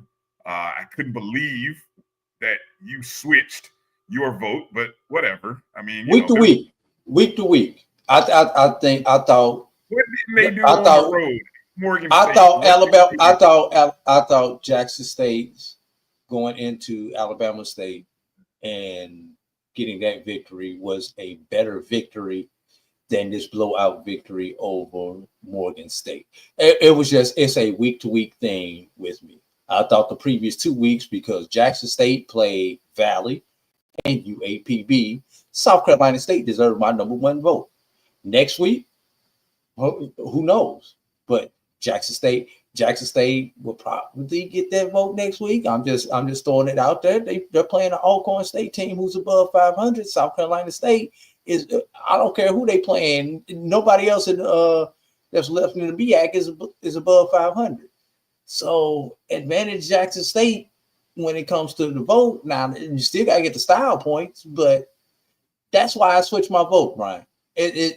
I'm following the rules and doing it as a week to week thing. I did not evaluate the overall body of work. You are correct. The overall body of work definitely favors South Carolina State. No, but let's go week to week. Week to week, though. Okay, so going into this week, 2 teams went on the road. 1 team won by 6 points. The other team won by, I don't know, what day is today? It's not the weekday, so I'm trying to do the math here.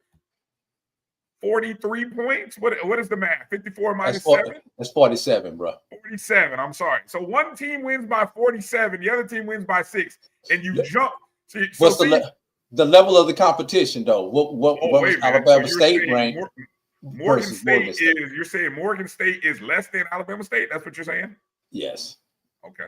All right. That's but they beat them by 43, but anyway, though, Drew. Anyway, while we're on South Carolina State, do you know what the significance of this championship occurring this year? No. This is the 50th anniversary of their first MEAC championship in 1974. You know who the coach of that team was? Was it Willie Jeffries? It would be Willie Jeffries. Okay, I'm trying to think. They've only had like two coaches prior to Chinnis Berry. I feel like I know they've had more, but I feel like they've had two really extended long coaching tenures between Buddy Pugh and Willie Jeffries. So that's why I was kind of guessing it was Jeffries. And who played on that team in 1974? Do you know one of 3 significant players on that team? I don't know. That would be one. Oliver Buddy Pugh was on that 1974 team. Wow, look at the symmetry here. And who was the athletic director who hired Chennis Berry? Buddy Pugh. That would be one Oliver Buddy Pugh. Oliver Buddy Pugh. Wow, look at the symmetry. Look at the symmetry. And also, Brian, I just got to throw this out there since we're talking about it. That on that 1970. Lost you there. Hold on a second. Say again on the what? All right, Drew's Wi-Fi. Something happened to Drew's signal. All right, well, Drew, while you try to figure that out, and once you come back, let me bring in my guy, Kelvin. Oh, I'm back. All right. Okay. 2 players who on that team, Brian. You may have heard of these names. One, Harry Carson. Okay. And another guy by the name of Donnie Shell. Born in 1974 team, along with Oliver Buddy Pugh. You know, they've got some gold jackets somewhere hanging in the closet. So, yeah, a lot of symmetry in that team. And last thing before, as we bring Kelvin in, how many MEAC championships has South Carolina State won? Ooh, I'm gonna guess this is number 20. You cheated.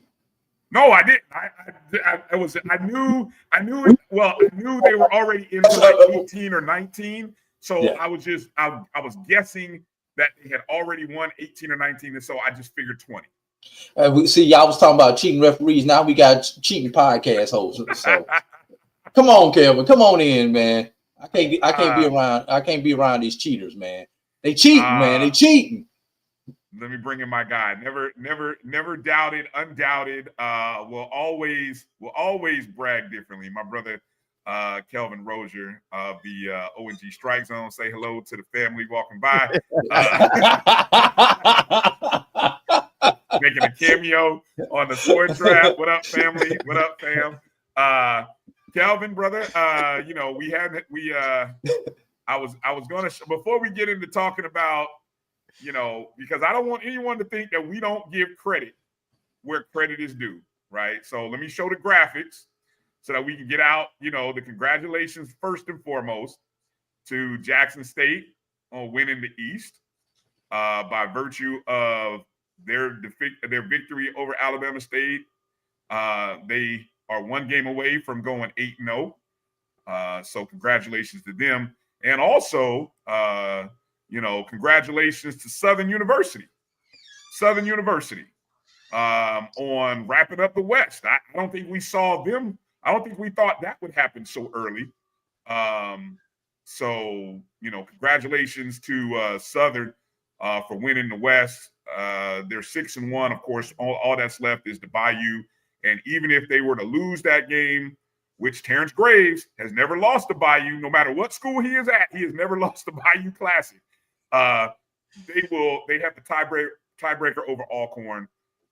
So there it is. And congratulations to Terrence Graves, who I don't know if you heard his post game, but he's a winner. So yeah, do with that what you will.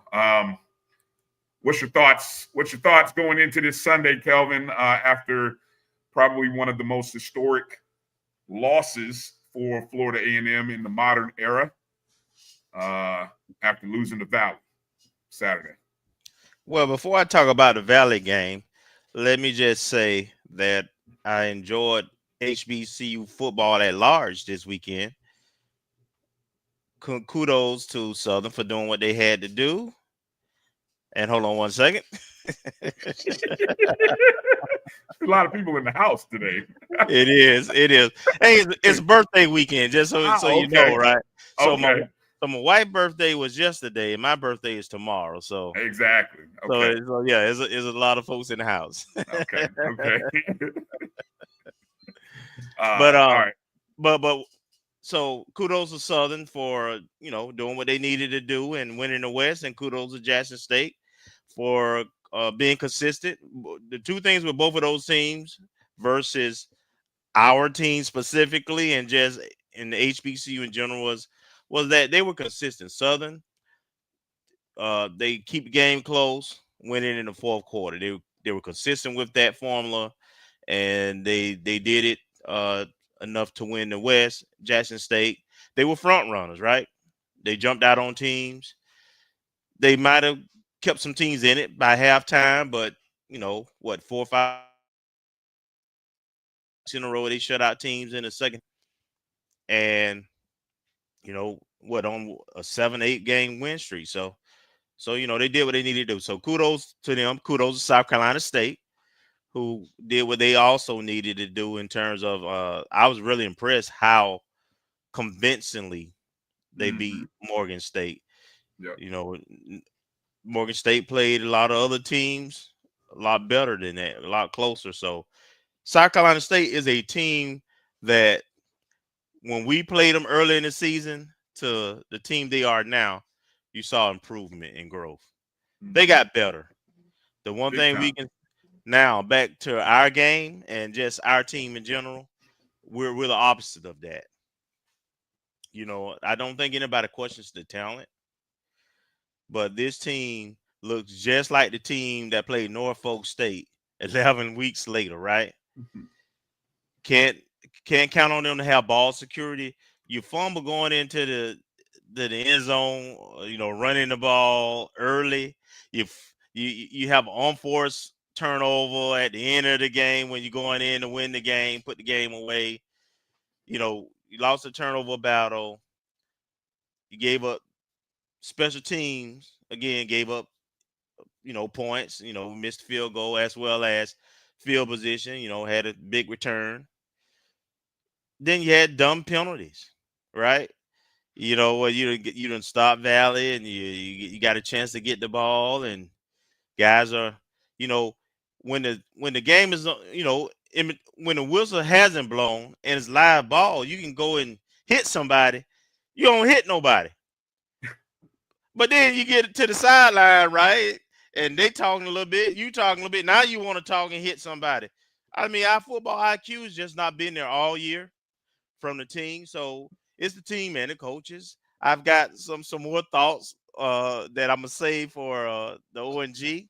But at the end of the day, you know, this is a very disappointing. This season has went from running back cozy to runaway cozy. No, that's pretty funny. But the disappointment at the end of the day, because the standards are the standards, and that's gonna be the theme of the show for ONG. I already done put the script together. The standard is the standard. What is that standard? Yeah. So this team, this staff, you know, the one thing I can say, they didn't come together at the end of the day. If you really think about, you know, what this season has looked like and the inconsistency, talk about leadership, you know, there's been some off the field discussions, you know, in terms of play calling, personnel within the ranks. Forget the fans and the media folks, within the team itself. They failed to come together and they failed to meet the standard, and that's disappointing. I mean, kudos to Valley. I mean, they won a game. We lost the game. However you want to look at it, half full, half empty. But you know, it's just been really disappointing. So now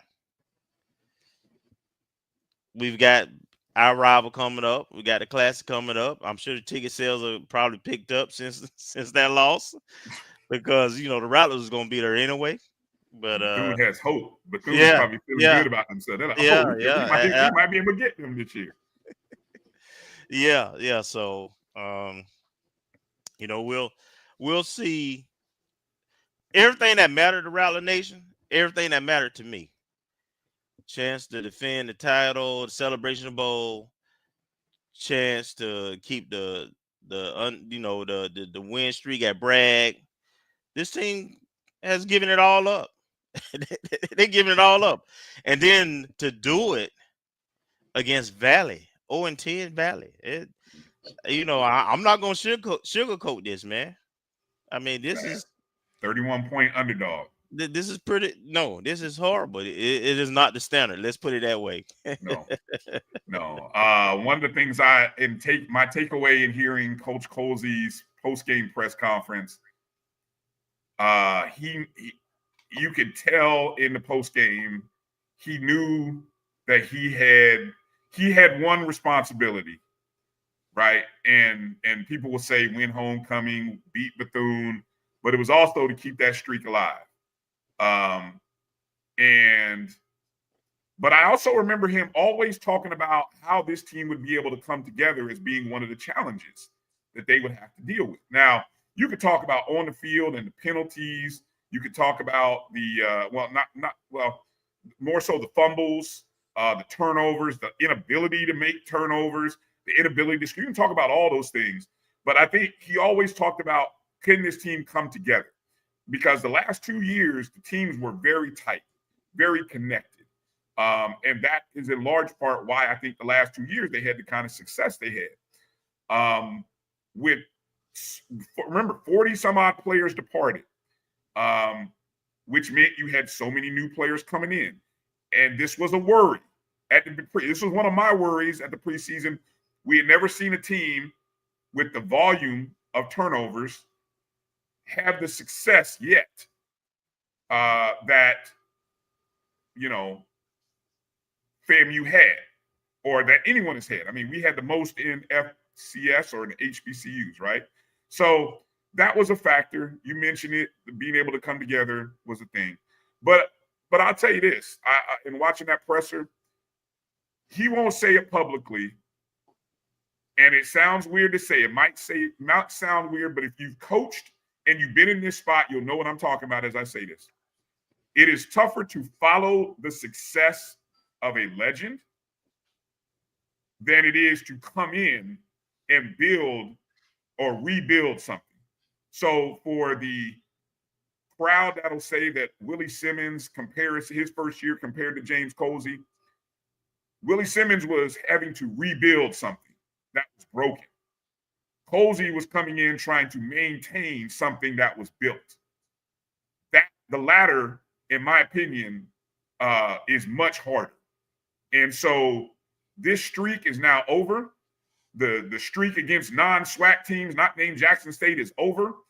And so at this point for Colsey, it's really an opportunity to kind of rebuild this team into the way that he wants it to be built. And he has that leverage now. If he felt pressure to bring on assistant coaches who are already on staff and give them a shot, whether he chooses to keep them or not, he gets to now build this program in his vision. And, he's got 2 years on the contract to do it. And so, he'll begin the task of doing that in his way, in his shape, in his form. And that part is probably refreshing for any coach, but it's dissatisfying for all of the people who watch, support, and love FAMU football. And if you've been in that situation, you know what I'm talking about. And so I'll just kind of leave it at that. So, Hey, Brian, now the only thing I'll add to that is that I really love Rattler Nation.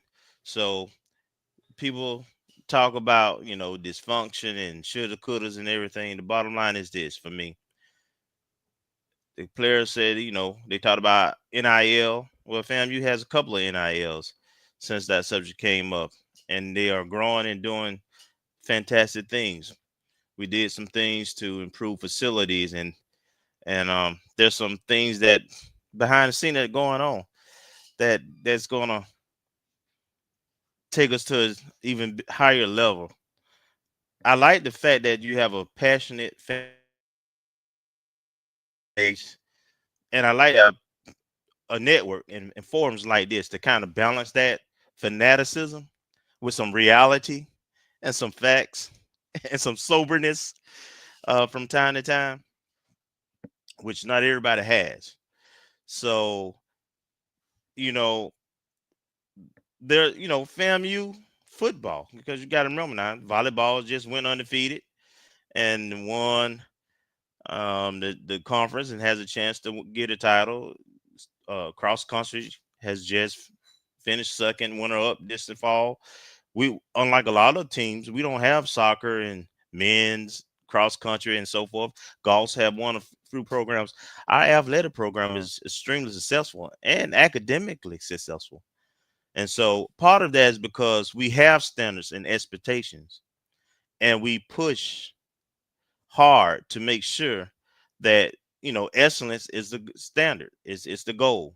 And, from time to time, you're going to miss sometimes. But if you miss shooting for the stars, that's a beautiful thing.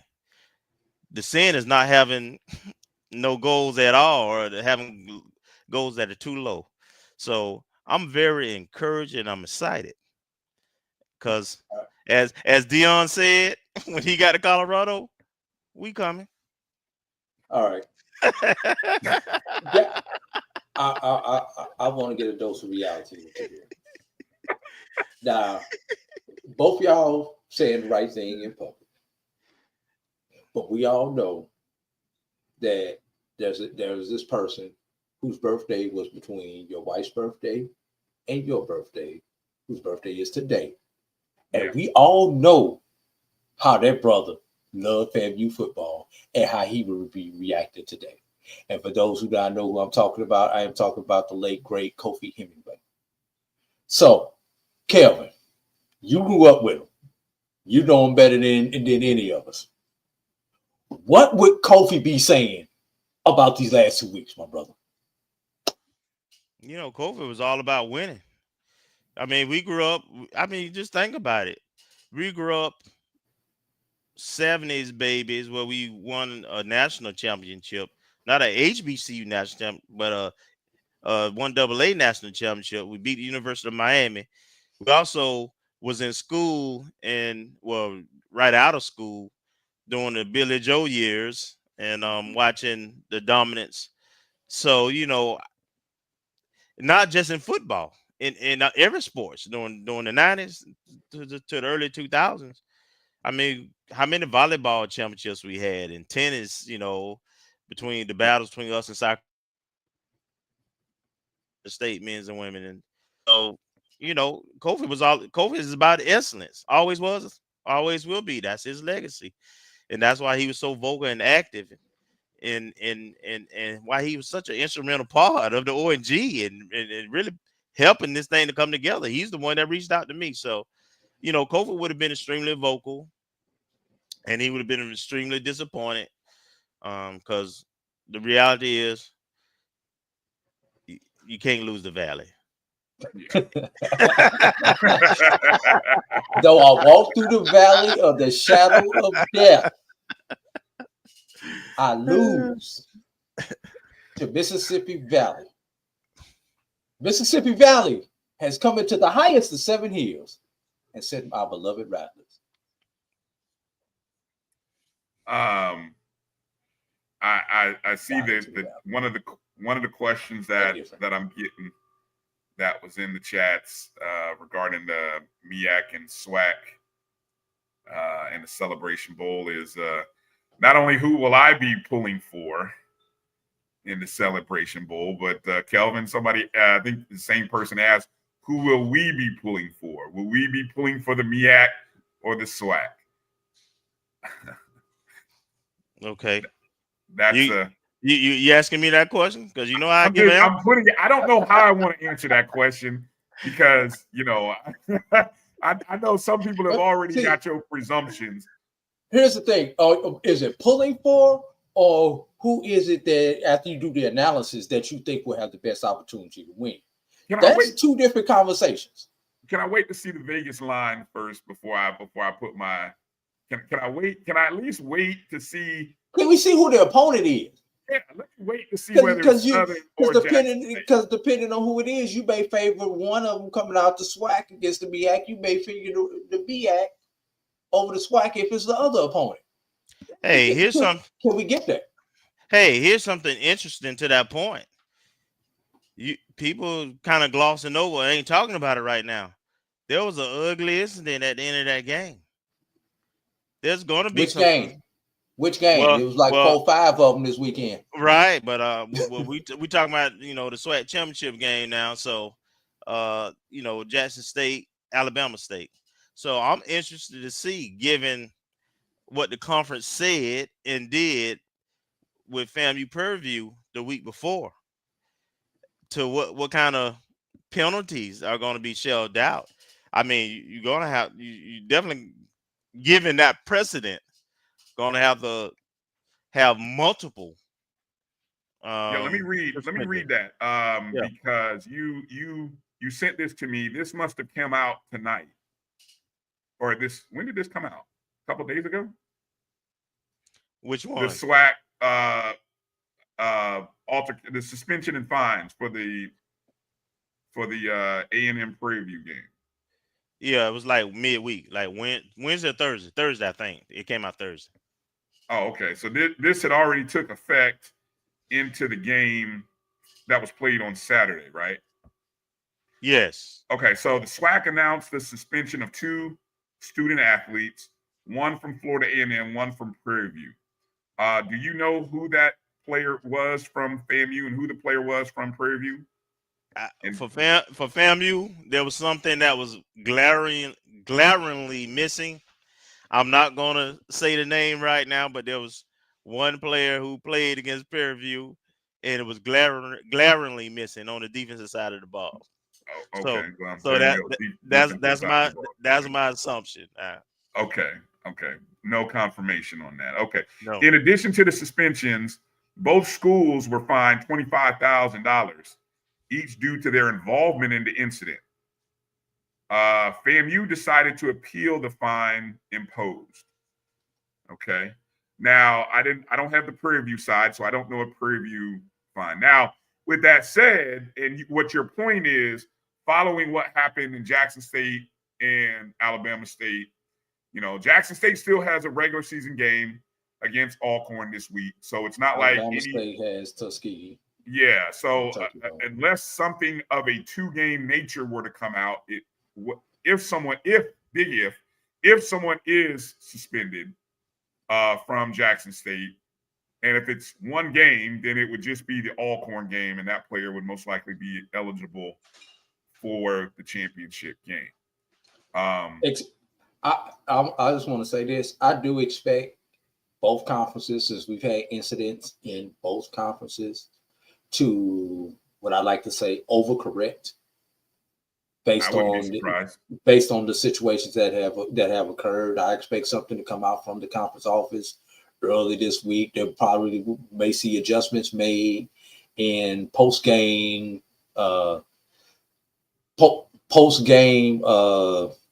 festivities, or what's allowed post-game in the SWAC championship game. Expect to see something different in the Celebration Bowl as far as what's going to happen post-game in the Celebration Bowl, given all of this stuff, because we've got to protect our entity. These people writing us checks, they're not going to continue to write us checks if we're going to be putting out all this garbage. If we want to do stuff like this, y'all go star on First 48 or one of them other reality shows. This is not the reality show where we need to be seeing people fight. World Star Hip Hop videos, something else. Don't do it when we on the 4 letter. Don't do it when we on the 6 letter. Hell, don't do it in our stadiums, period. I'm sorry. Yeah, I would love to see whether it be the commissioner of the MEAC, commissioner of the SWAC. I would even recommend to Mr. Grant before the Celebration Bowl, with all team personnel in the room, go to each team and say verbatim to them, gentlemen, ladies, if you're there, you represent not only your families, your university, but this entity and this HBCU product. So, as hard as it is, check yourselves, check your teammates, coaches, be better, and check your players. And find a way to not let the extra chippiness and talkative stuff that goes on, don't let that cause you to embarrass yourselves, your school, your family, and all the other things that come with this. And I think that's how you start, Drew. Now,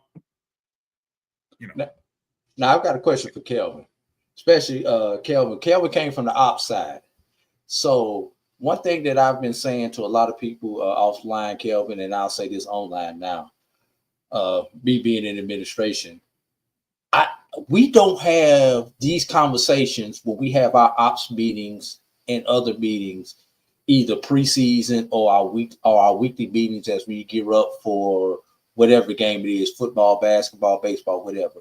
We don't have these conversations about incidents like this possibly happening and making sure that we have things in place, at least in my experience.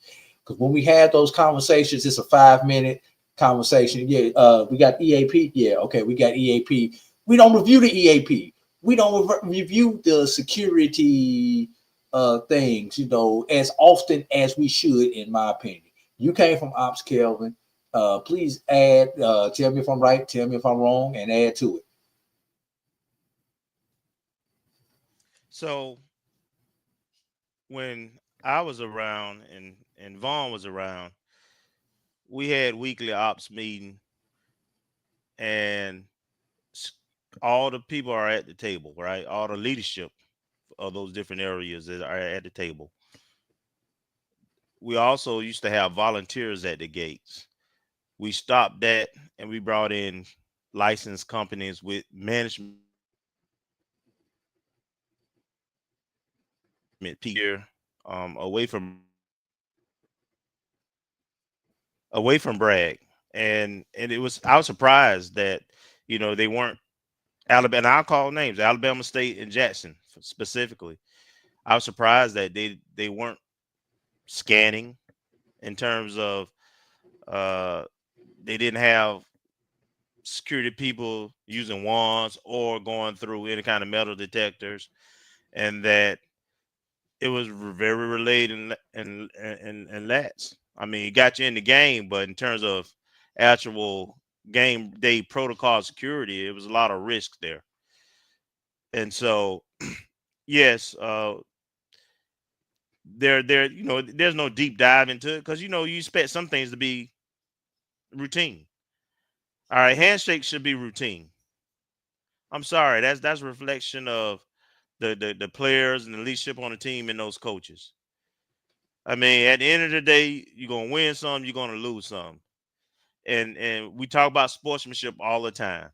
I would tell you now, when we had the 2-hour meetings before the kickoff with the refs, I could tell you they went over that kind of stuff from time to time, particularly if you had a previous incident, or in our case, you had a band that runs over their halftime allotment consistently. I would tell you they brought it up every game ops meeting on game day. And it was my responsibility as somebody who worked with me to go and make sure if the band didn't have a representative there to tell them, hey, this is what was said in the ops meeting today. So you do talk about those things, but you don't spend a exorbitant time talking about it, because handshakes should be handshakes. They should be. And I understand. I was there. I was there trying to break up a situation with A&T. 2018. Yeah, so it does happen, and on the fly, there were some things where you shifted personnel, brought more people behind the bench, and you redistributed to try to make sure that you minimize the risk.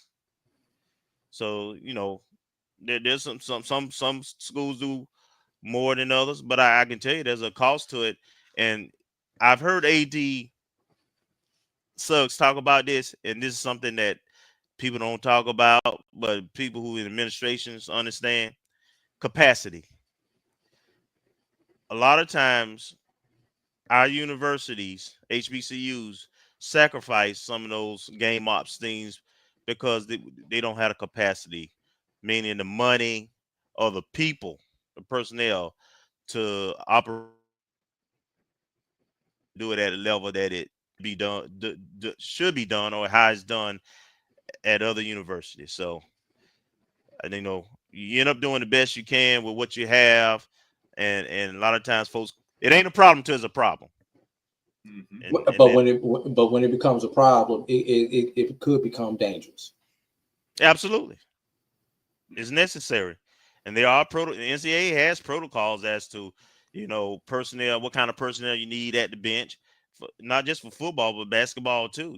There's supposed to be someone there, some kind of security there with the visiting teams and so forth. But you have to read those manuals, those game day operations manuals. And I would tell you, not everybody who works in that department knows that information or reads that information, frankly. And then for those who do read it, Kelvin, they don't get heard when they are sitting at the table. Nobody pays attention to that person sitting at the table. To that point, they don't have a budget for it. How do you budget safety, though, Kelvin? How do you budget safety? Budgeting safety. How do you budget safety? And I asked this question. Ask my other alma mater, what happens when you don't budget safety? Shout out to Tuskegee. Well said. Well, hey, Kelvin, we appreciate your time tonight, man. Again, like I said, I wanted to bring you on birthday for this guy right here. And you and your wife and you guys are having that birthday yesterday. Let her know happy birthday.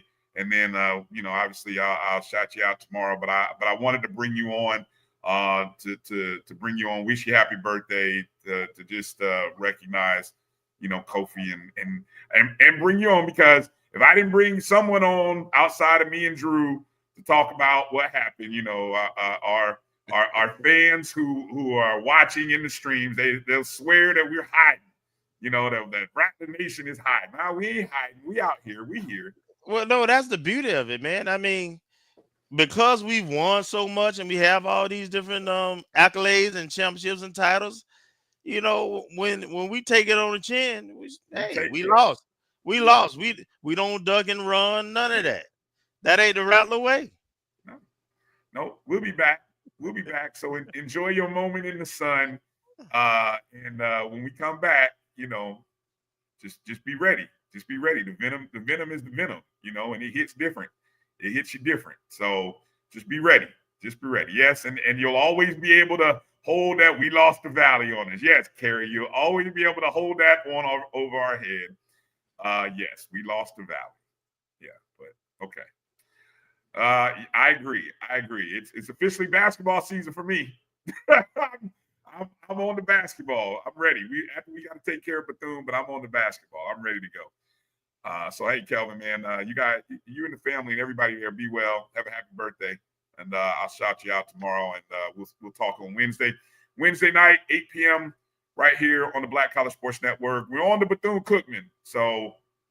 That's it. Standard and volleyball championship. That's right. Yes, exactly. The volleyball championships, SWAC volleyball championships, are this week in Grambling, Louisiana. The undefeated, unbeaten Lady Rattlers are coming to town, looking to get their rings back. So, we do have that to look forward to this week. And we did beat Valley and Jackson State this weekend in volleyball. Pow.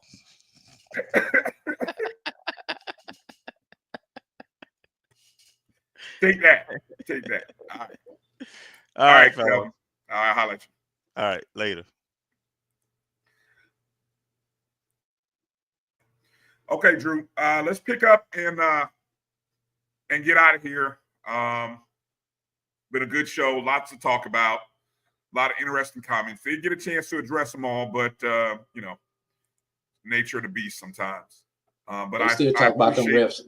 They still talk about them refs in the chat, bro. Yeah, I'm not even gonna go there. All I'm gonna do is say thank you to everybody who chimed in, everybody who commented, who watched, who hit the thumbs up and the like button wherever you are, who became a subscriber. You've been a subscriber. We thank you for watching the content here on the Black College Sports Network. Want to encourage everybody to go download the BCSN Pod Zone. If you're a podcast listener and you miss any parts of the show, or maybe, whatever, add the BCSN Pod Zone to your subscription and download the podcast. Just, you know, I don't care if you listen, download it, be a part of it, hit the thumbs up, rate and review it. It all helps the algorithm. It all helps us out. So, yeah, that'll do it for tonight's show. I want to thank Coach Farasi Norman. Want to thank Kris Ferguson, D2football.com. Go check them out. They're doing a post-game or a selection preview show tonight. And, of course, Kelvin Rozier. I want to thank all of them. Drew, you got the final word. Let's get ready to get out of here. Go ahead. Number one, thanks, Lawrence, for bringing that up. I was going to bring that up.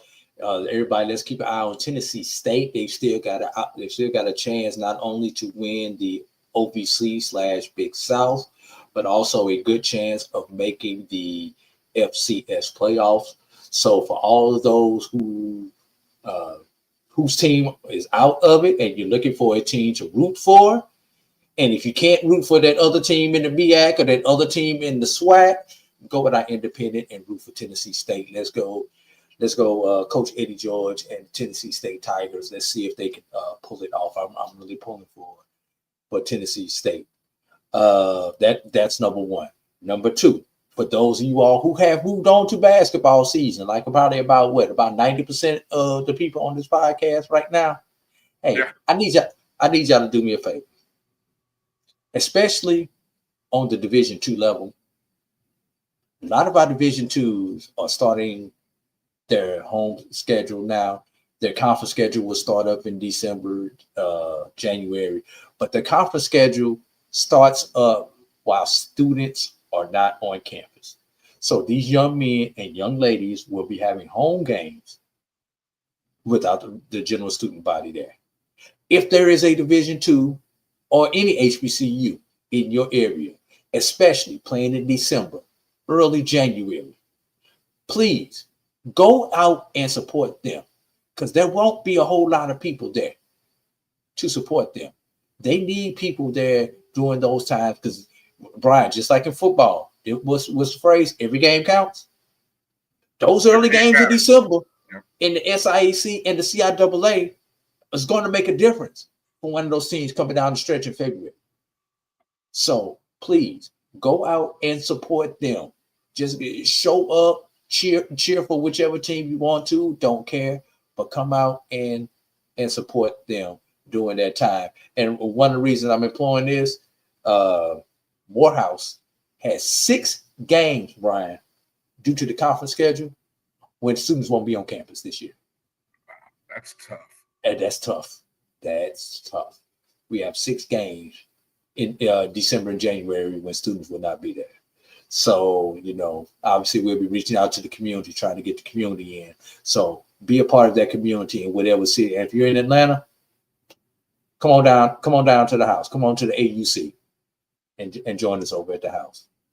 Tell them Drew Senior. I might let you in. Tell the person at the game. Like, Drew sent me down. Who? Yeah, who? Drew. Oh. Who? Okay. All right. Well, hey, again, thank you for watching. Thank you for listening. Thank you for participating. Hey, Edwin, that's a conference thing. It wasn't our choice.